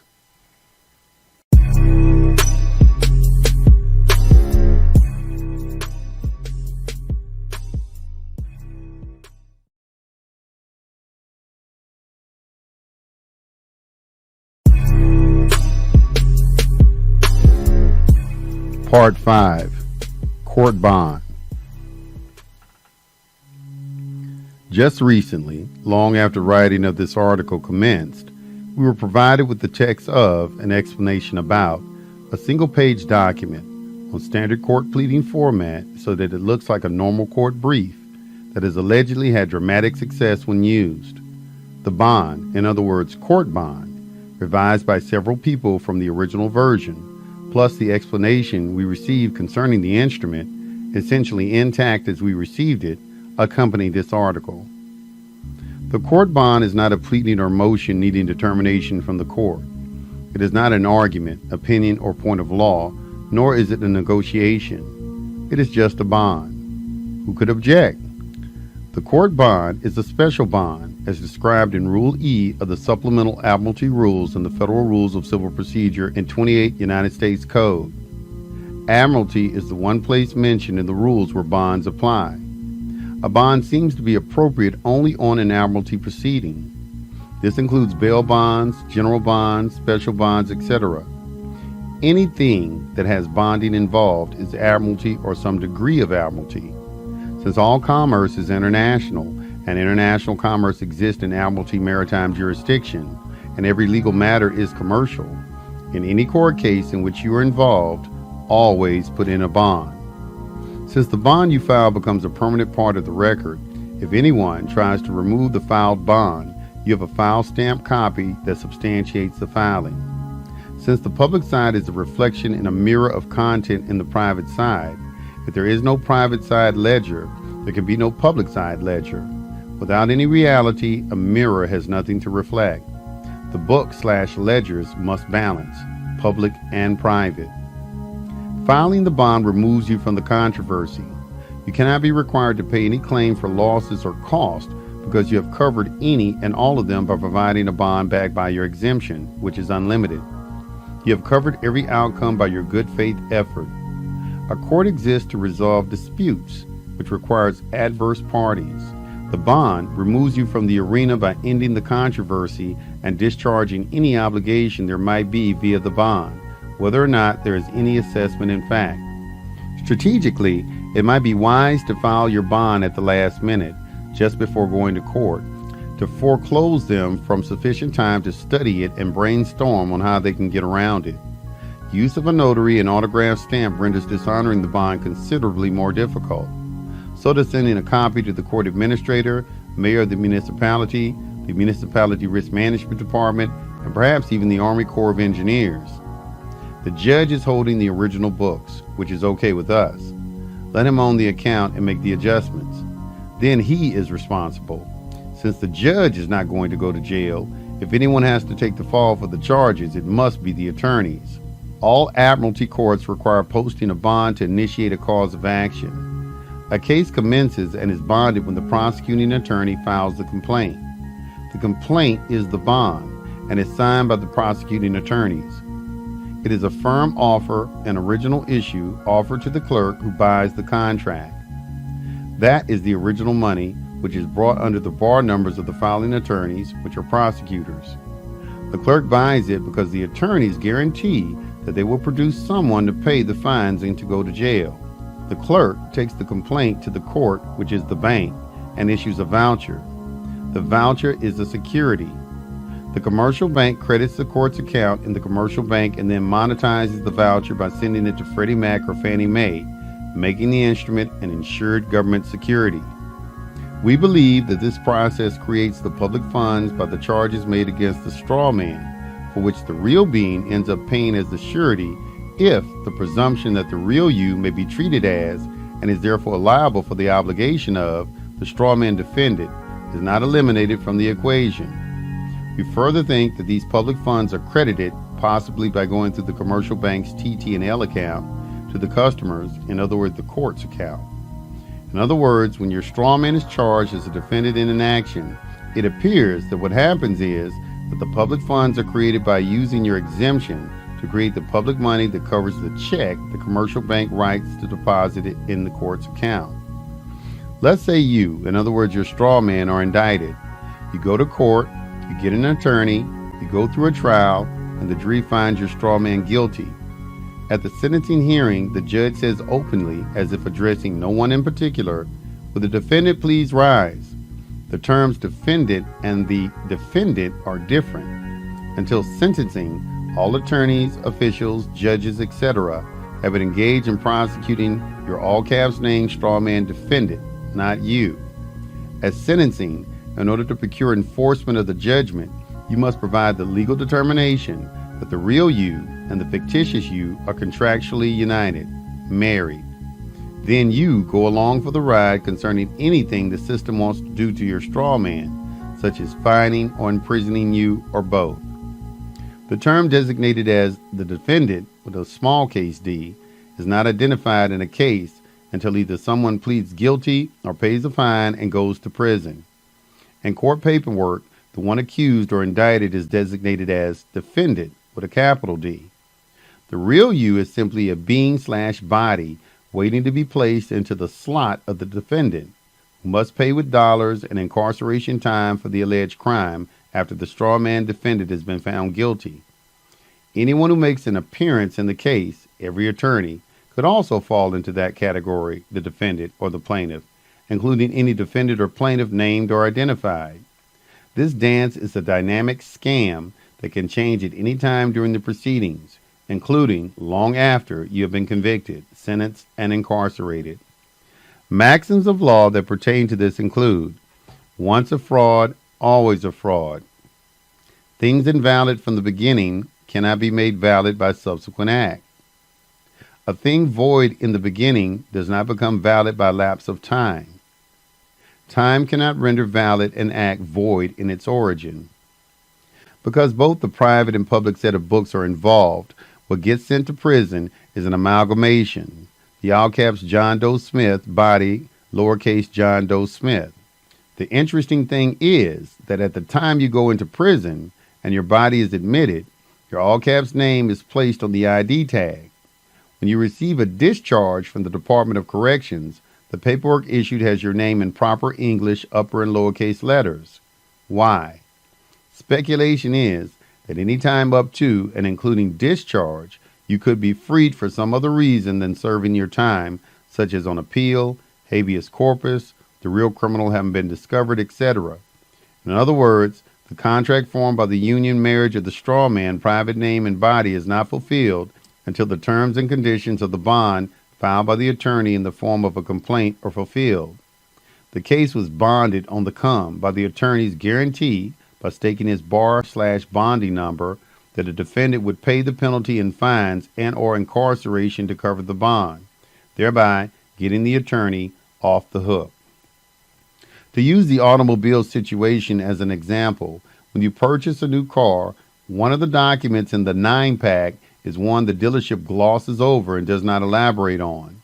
Most people are so busy signing their name on all the paperwork, they don't question everything anyway. What this document does is give title of the automobile to the state, Department of Motor Vehicles, to whom the manufacturer's certificate of origin, MCO, is sent.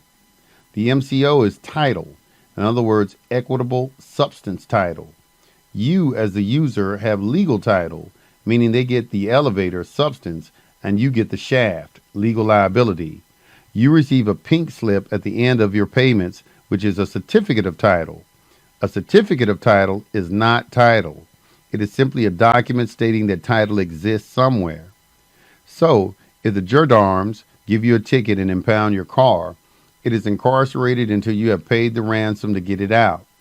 In the case of a conviction/prison situation, you, body/car, are impounded, sitting in jail under control of the jailer, user, your straw man, on the basis of a charge by a prosecutor, owner, i.e. state, having made a complaint, citation, bonded by his bar number. It matters not what the complaint is, as it is all a smokescreen and misdirection to divert attention away from what is really going on. They have put your name on an account and are using your body during the time of their impounding your body, in accordance with the terms of the bond/complaint filed by the prosecuting attorneys. Suddenly, you ask for the bond that was posted that allows them to do this. No reply. It appears that the private books dealing with the body, John Doe Smith, are held privately in the office of the trial judge, which is where the commercial action of record happens. No one goes to jail or pays a fine in any case unless and until the private accounting books are in conformance with the public record. In other words, there's a credit/debit accounting cross on the private side and an equivalent mirror image of that cross on the public side. If you end and own the matter on the private side by using your exemption to discharge the obligation, the private books have been balanced. Both assets and liability sides have been filled in and discharged, and therefore termination of controversy has occurred. As a result of filing the court bond, your proper English name must be removed from their title. They can no longer use your private name because you have posted the court bond for record and paid for everything with your private exemption. This discharges the obligation, charge/imbalance, on the private side, ends the controversy, and fulfills the obligation on the private side, thereby ending the possibility for any public dispute resolution to occur. When there is nothing on the private books for the public side to mirror, and the private side establishes your ownership of the matter, the illusory public side is left hanging out to dry. By discharging the matter on the private side by use of your exemption, you not only end the dispute and become owner of the transaction, but owner of any court in which the matter may remain for resolution of the non-existent claim. Consequences and ramification of the foregoing include the following. Number 1. By the private man posting a bond through his private exemption into the public record with the clerk, a separation has occurred between the version criminally charged, all caps, and the version they want to put on the books in the back office, which is upper and lowercase, private name. If the private version is not available, then they can't take the body because the account is no longer whole. You can't put half a body in jail. They need your all caps name in the public record and your lowercase name on their private books held by the judge in order to make the accounting whole and take your body. The bond made with your lowercase name and placed into the public record with the clerk splits the account into two disjoint halves. By losing one side of the account, they lose both. They cannot admit John Doe Smith/body to jail if there is no longer any body John Doe Smith to discharge at the end of the sentence. Number 2. Since the imbalance still remains on the undischarged public side that must be discharged, the attorney no longer has a defendant/body to fulfill the terms of the bond filed in the form of the original complaint. The result is that within 72 hours, they must either dismiss the case, find another defendant/body to satisfy the pledge in the attorneys on the bond, or the attorneys who filed the complaint must be held liable. The history of the use of bond thus far appears to be that all incarcerated users were released. Not all of them, however, remained free. It seems that the ones who stayed out permanently were those who had filed documents, such as a UCC financing statement, employer identification with jurat, if possible, and other documents that clarify that the real being and the straw man are two different things, and that the real being is the living principal who autographs instruments and operates in capacity of being the authorized representative, attorney in fact, and secured party for the straw man. Those who did not put in any paperwork that states and declares this were reincarcerated after a few weeks, since they never rebutted the rebuttable presumption, which is where the power is, that the real being is united and amalgamated with the straw man, presumed to be the property of the system, so that whatever the system wants to do with its property, the straw man, gets enforced on the real being. Also of supreme importance is not giving one's name in court when asked, and not saying yes in any form when the judge asks, "Are you so-and-so?" to act as discussed here and above. Further, whenever possible, have your documents notarized with the acknowledgement jurat. Although the notary text is labeled acknowledgement, which it is, since the text contains the word subscribed and sworn, it is also a jurat. Notarial acknowledgement is mandatory admissibility in court, and a jurat is an oath, the strongest use of a notary, and is regarded as an apostille.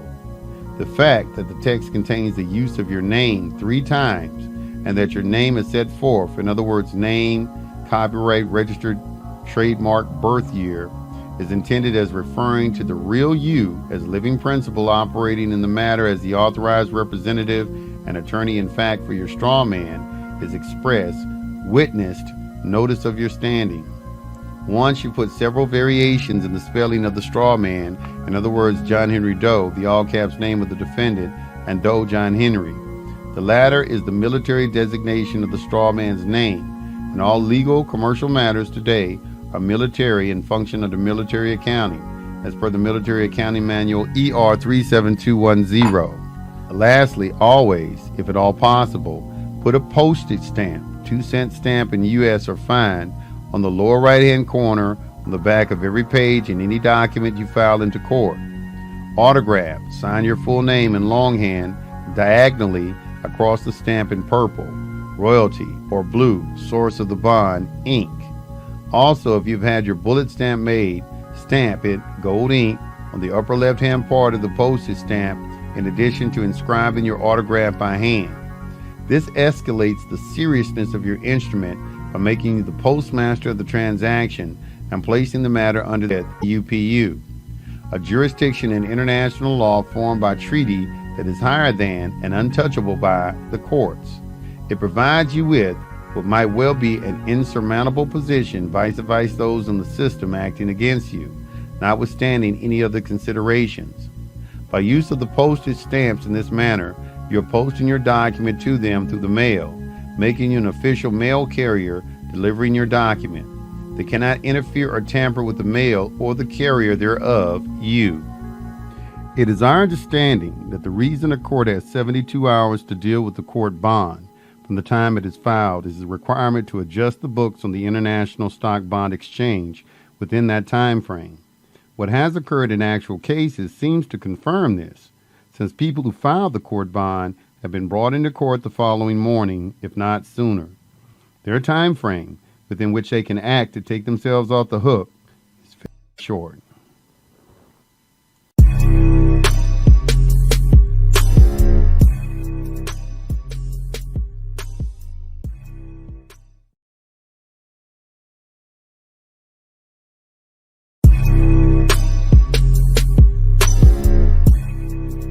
Part 6. Postal Power.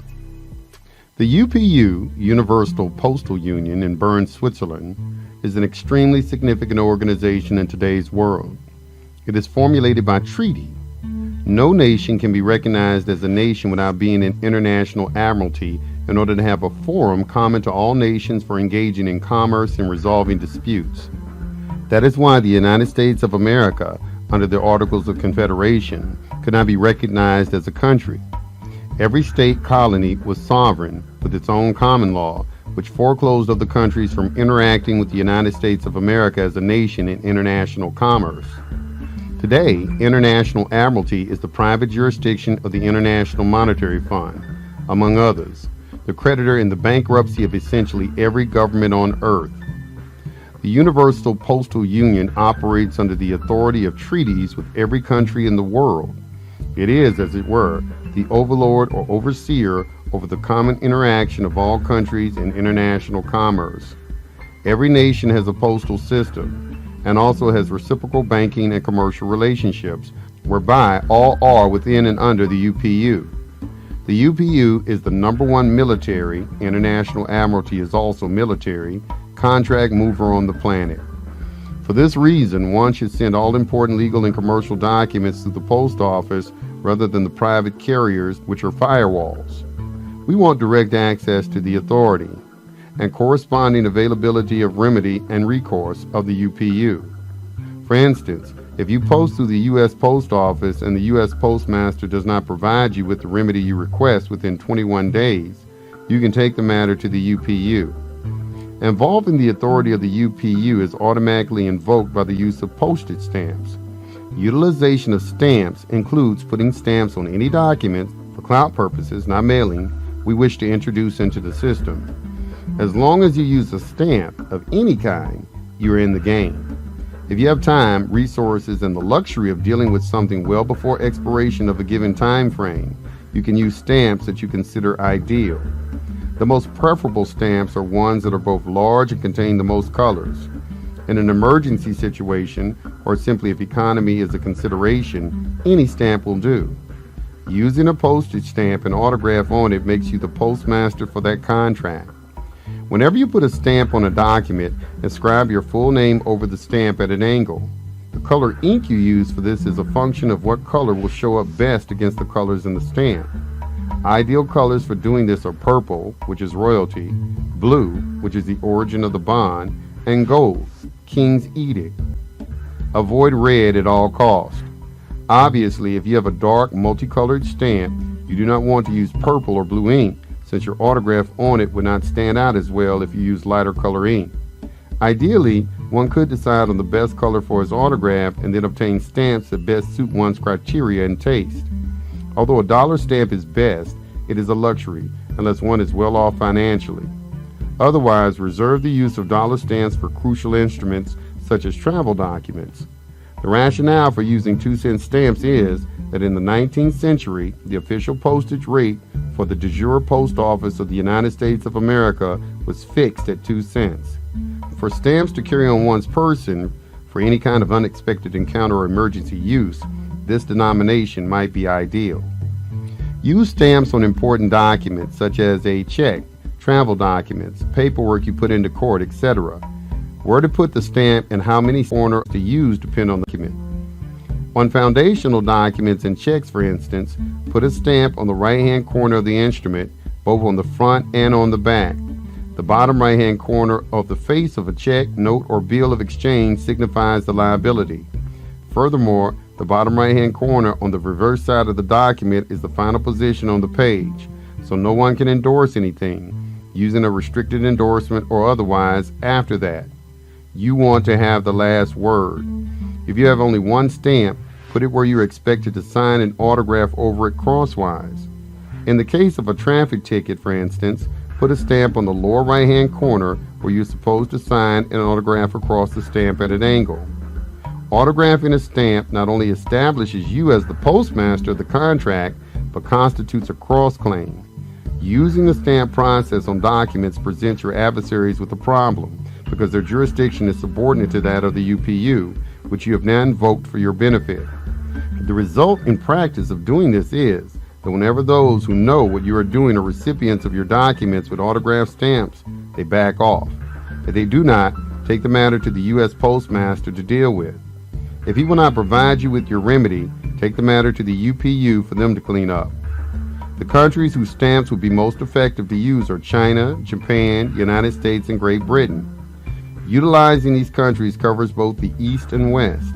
However, since the U.S. seems to be the point man in implementing the New World Order, one might most advisably use U.S. stamps. If you put stamps on documents you submit into court, put a stamp on the back of each page at the bottom right-hand corner. Do not place any stamps on the front of court paperwork, since doing so alarms the clerk. By placing your autographed stamp on the reverse right-hand corner, you prevent from being damaged by one of the tricks of judges these days.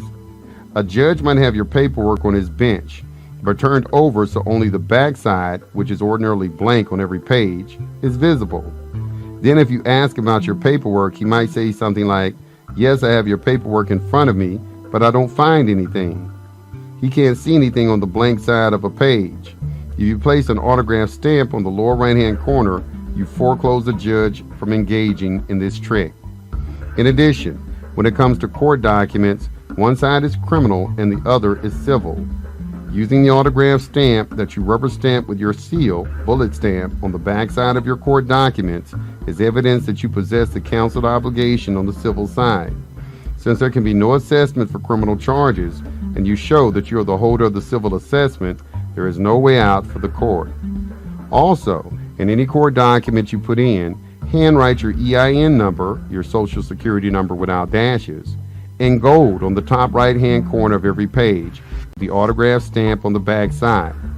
Use of a notary combined with the postage stamp, and sometimes embassy stamps, gives you a priority mechanism. Everything is commerce, and all commerce is contract. The master of the contract is the post office, and the UPU is the supreme overlord of the commerce, banking, and postal systems of the world. Use of these stamps in this manner gets the attention of those in the system to whom you provide your paperwork. It makes you the master of the post office. Use of the stamp is especially important when dealing with the major players, such as the FBI, CIA, and Secret Service, Treasury, etc. They understand the significance of what you are doing. Many times they hand documents back to someone using this approach and say, "Have a good day, sir." They don't want any untoward repercussions coming back on them. If anyone asks you why you are doing what you are doing, suggest that they consult their legal counsel for the significance. It is not your job to explain the law, nor explain such things as your exemption or set-off account. The system hangs us by our own words. We have to give them the evidence, information, contacts, and legal determinations they require to convict us. The wise words of Calvin Coolidge, the most taciturn president in U.S. history, are apt. When asked why he spoke so little, he replied, "I have never been hurt by anything I didn't say." The bottom line is that whenever you need to sign any legal commercial document, put a stamp, even a 1-cent stamp, over where you sign and sign it at an angle across it. Let the recipient deal with the significance and consequences of your actions. If you're in a court case or at any stage of a proceeding, such as an indictment, summons, complaint, or any other hostile encounter with the system, immediately do the following. Number 1, Make a color copy of whatever documents you receive or scan them in color into your computer. Number 2, stamp the original on the first page of every document with the AR for V stamp. Put a postage stamp in the signature space and autograph across it at an angle with your full name, using purple or blue ink, handwritten with upper and lower case, with your gold ink bullet stamp sealed on the upper left-hand portion of the postage stamp. Make a color copy of the stamp autograph pages and or scan into your computer. Number 3, put a stamp on the lower right-hand corner of the back of every page and bullet stamp and autograph it. Number 4, have a notary send each document back to the sender with a notarial certificate of service with or without an accompanying/supporting affidavit by you. Number 5, if you have an affidavit, put an autograph stamp on the upper right-hand corner of the first page and the lower right-hand corner on the back of every page. People who have engaged in this process report that when any knowledgeable judge, attorney, or official sees this, matters change dramatically. All of these personages know what mail fraud is. Since autographing the stamp makes you the postmaster of the contract, anyone who interferes is tampering with the mail and engaging in mail fraud. You can then subpoena the postmaster, either the post office from which the letter was mailed or the U.S. Postmaster General, or both, and have them explain what the rules are under deposition or testimony on the witness stand in open court. In addition, most of the time when you get official communication, it has a red meter postage mark on the envelope rather than a canceled stamp. This act is mail fraud. If the envelope has a red meter postage mark on it, they are the ones who've engaged in mail fraud because there is no canceled stamp. It is the canceled stamp that has the power. An uncanceled stamp has nothing. A red meter postage mark is an uncanceled stamp. It is not canceled. It is not paid. One researcher has scanned everything into a computer and has more red meter postage marks than he can shake a stick at. Officials sending things out by canceled stamp is a rarity, perhaps at most 2%. With a red meter postage, you can trace each communication back to the post office from which it was sent. So you can get the postmaster for that post office, as well as the postmaster general for the U.S., to investigate the mail fraud involved. It is reasonable to conclude that canceling a stamp both registers the matter and forms a contract between the party that cancels the stamp and the UPU. Using a stamp for postage without canceling it is prima facie evidence that the postmaster of the local post office is committing mail fraud by taking a customer's money and not providing the paid-for service, and providing you with the power of a canceled stamp as required under the provisions of the UPU. When you place an autographed stamp on a document, you place that document and the contract underlying it under international law and treaty, with which the courts have no jurisdiction or nation to deal. The system cannot deal with the real you, the living principle, as evidenced and witnessed by jury. Nor can officials, attorneys, judges, among others, go against the UPU, international law and treaty. In addition, they have no authority/jurisdiction to impair a contract between you, as the living principle, and the UPU, overseer of all world commerce. You canceled the stamp by sealing it and autographing across it. You did so in capacity of being the living principle as acknowledged by your seal and the jurat on your documents. If you are in a court case, bring in your red metered envelopes in court and request the judge to direct the prosecutor to explain the red metered postage stamp. Then watch their jaws drop. Doing this is especially potent if you also have asked the prosecutor to provide his bar number, since most attorneys in court, especially in U.S., are not qualified. An attorney in federal court had better have a 6-digit bar card, or he committed a felony just by walking in and giving his name. Lastly, if you are charged with mail fraud, subpoena the prosecutors to bring in the evidence of which mail fraud is being alleged, as well as the originals of all envelopes used for mailing any item connected with the case.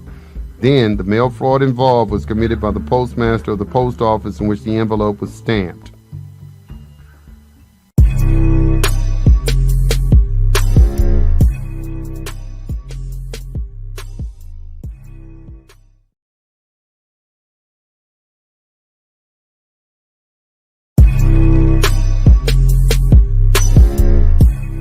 Part 7. Esoteric Knowledge. As is common knowledge, the world system, in other words, the system by which the world is governed, is the product of millennia of development and use. This system functions on the basis of an integrated utilization of four of the major cons that have successfully exploited mankind throughout history. These four major cons are: number one, the science/technology con, whereby a scientific priesthood attains power in essentially a monopolistic position to dictate what the laws of physics, chemistry, etc. are.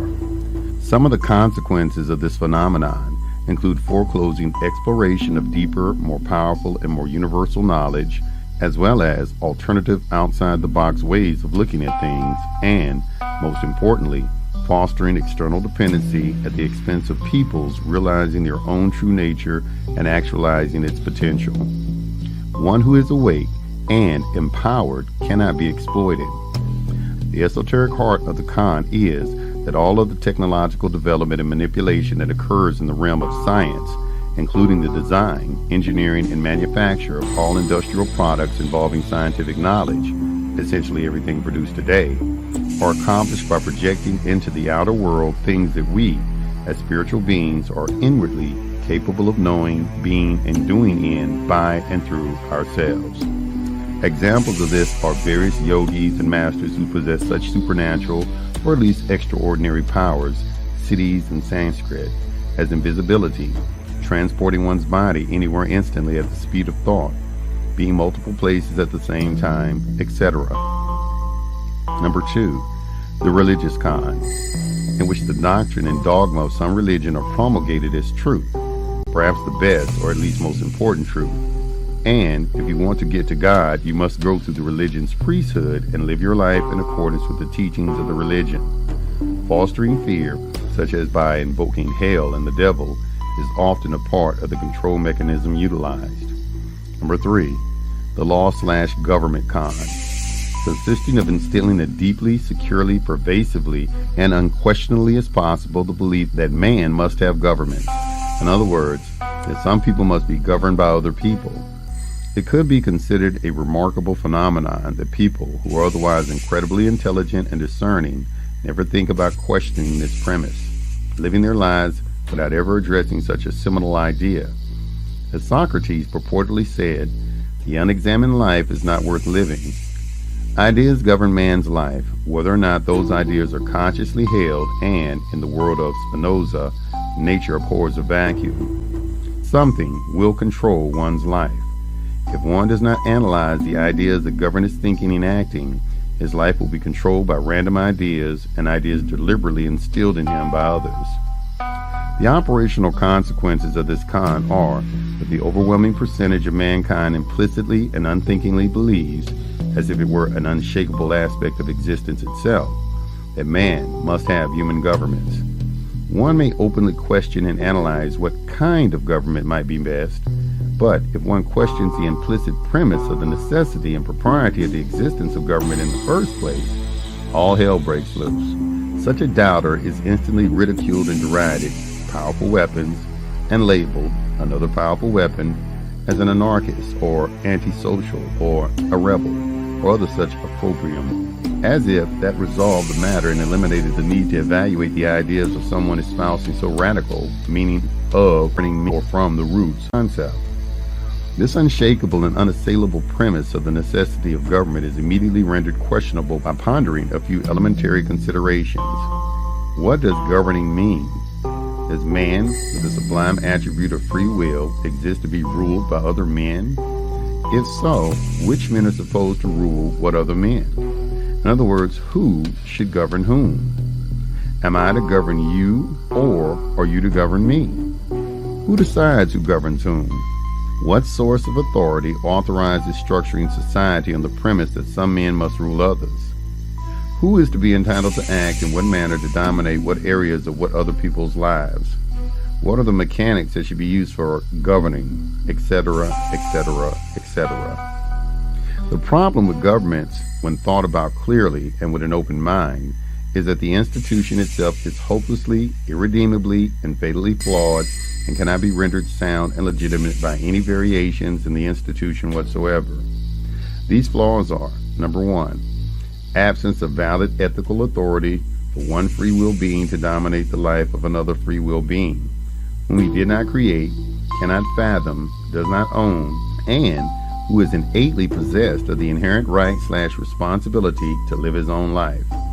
Number 2, absence of adequate knowledge.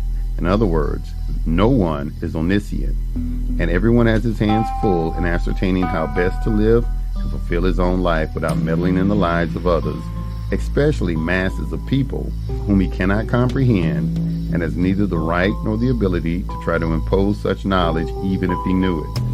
No effective mechanics, since the only operational tool of power available to government is endless applications of deadly physical force, in other words, legalized violence, which, needless to say, does not enlighten and uplift people, transform their inner nature so that the deficiencies that created the alleged problems, who defines anything as a problem and why, simply are not there, or even bring about existential rectitude, true justice. As a result of this fundamental premise being rendered operational by those who would rule others, the history of man on this planet is a monotonously endless replay of the same dreary earth dramas. Civilizations form, grow and expand, reach a zenith, and then decline, disintegrate, and disappear, either suddenly and violently or gradually. As Lao Tzu observed concerning this foregone inevitability, most people who miss after almost winning should have known the end from the beginning. Number 4, the last, in many ways the most important con is the money, paper money banking swindle. Con, consisting of exchanging symbols of wealth, in other words, pieces of paper that cost the issuer nothing, for real wealth. In other words, people's labor, property, freedom, and rights, which cost the people their life force and freedom to fulfill their destinies. When one has achieved a monopoly on the implementation of this con, as exists today, one is essentially at the pinnacle of the attainment of the objective of all cons, since mastery of this con enables purchasing all the other cons. The knowledge of these cons and how to effectuate them has been transmitted through the ages through various secret societies. In other words, groups of people not only learn the knowledge and feel justified in using it for their own advantage, vice versa the masses, but function in a manner that seeks to foreclose the general populace from knowing and implementing the knowledge. Today, in accordance with the inherent operational nature of life that truth will out, more and more esoteric knowledge and use thereof is being revealed. One reason for this is that mankind will not be reasoned out of the feelings of humanity, and one of the profoundest feelings of humanity is for freedom and knowledge of the truth. The main reason for this mini discourse on the 4 cons is that those who have structured, transmitted, and continue to perpetuate the cons for their own self-aggrandizement vice others have sought to anchor their system in aspects of understanding of existence that they consider the most profound, accurate, and powerful possible. The result is that law and commerce function in accordance with esoteric knowledge that has been sought and pondered by innumerable people throughout history, such as Confucius, Pythagoras, Euclid, Da Vinci, etc., and has been implemented by countless other people in power over extended periods of time. The result is that law and commerce are structured to function on a number of universal things that most people do not know anything about. Chief among these is how to create and sustain power and magic through use of language, symbols, colors, and codes. Based on the foregoing findings of a number of intelligent and tenacious researchers are now emerging. Such knowledge includes ever-increasing understanding of the significance and use of numerology, the colors used for the paper that are intended as being sent where and accomplishing what results, the substances of which the paper is made, the colors used in printing particular texts, the dimensions of the paper, etc. In order to achieve the successful results we all desire when dealing with or in the system, we must actualize this deeper knowledge, which is not only vast and extensive, but only partially known because finding and understanding it is an ongoing process. By way of providing examples of the applied esoteric knowledge of which we speak, we cite the following. Number 1. The color of the paper used in particular documents or duplicates of documents is a function of where the documents are to be sent and what they are supposed to accomplish. These colors are white, blue, yellow, goldenrod, pink, green, and violet. Number 2. A different weight of paper, 20 pound, 40 pound, etc., is appropriate for different documents. Number 3. The content of the paper is important, such as whether the paper should be made of cotton, linen, hemp, a mixture of linen and hemp, and whether the paper should have such things as threads of gold or silver interwoven into it. Number 4. The dimensions of the paper are also important. In other words, whether one should be 8.5 by 11 or 8.5 by 14. Number 5. It is also useful to have an imprint of one's footprint on the paper used for some documents, preferably watermarked and of course reduced in size. A footprint, more than fingerprints, constitutes supreme forensic evidence of one's identity as a living biological being. Having it on the paper not only identifies you in such capacity, but symbolically informs the recipients of your documents that you are standing on the ground, even holy ground, and are not up in the air where the public fictitious side operates. The merits of much of the above can be substantiated by observing documents involved in commerce, such as in the case of legal documents, which are also in commerce, such as a traffic ticket. The original is white, your copy is blue, the pink copy, ownership, goes to the court. The green, constituting the money, goes to the administration of the court. As of the time of this writing, we are receiving immense amounts of material elaborating on, confirming, and exemplifying the use of this esoteric knowledge, to which we have merely alluded here. Obviously, any extensive discourse on the subject is beyond the scope of this article, which is intended as outlining fundamental concepts and processes. As a result of exposure to this deeper understanding of how the system is structured and why it was formulated as it is, we are drafting our documents as fully in accord with the information as possible. Finally, a practical consideration perpetually concerns anyone dealing with the system. Given the obvious facts that we can never know everything, that we are perpetually growing in knowledge, experience, and understanding, and that we want to do what succeeds, how can we know at what point to act? The answer is often determined by the seriousness of a matter and the time frames involved in having to deal with it. This conundrum is a major incentive not only for studying for and by oneself, but networking with as many others as possible who are likewise engaged in ascertaining truth and securing freedom on the basis thereof. The knowledge resulting from synergistic interaction and the feedback gained from learning the result, the actions of people when attempting to succeed vice versa systems are incomparable. One thing is certain, remaining ignorant and doing nothing ensures losing from the outset. In the words of Bob Dylan, "He who is not busy being born is busy dying."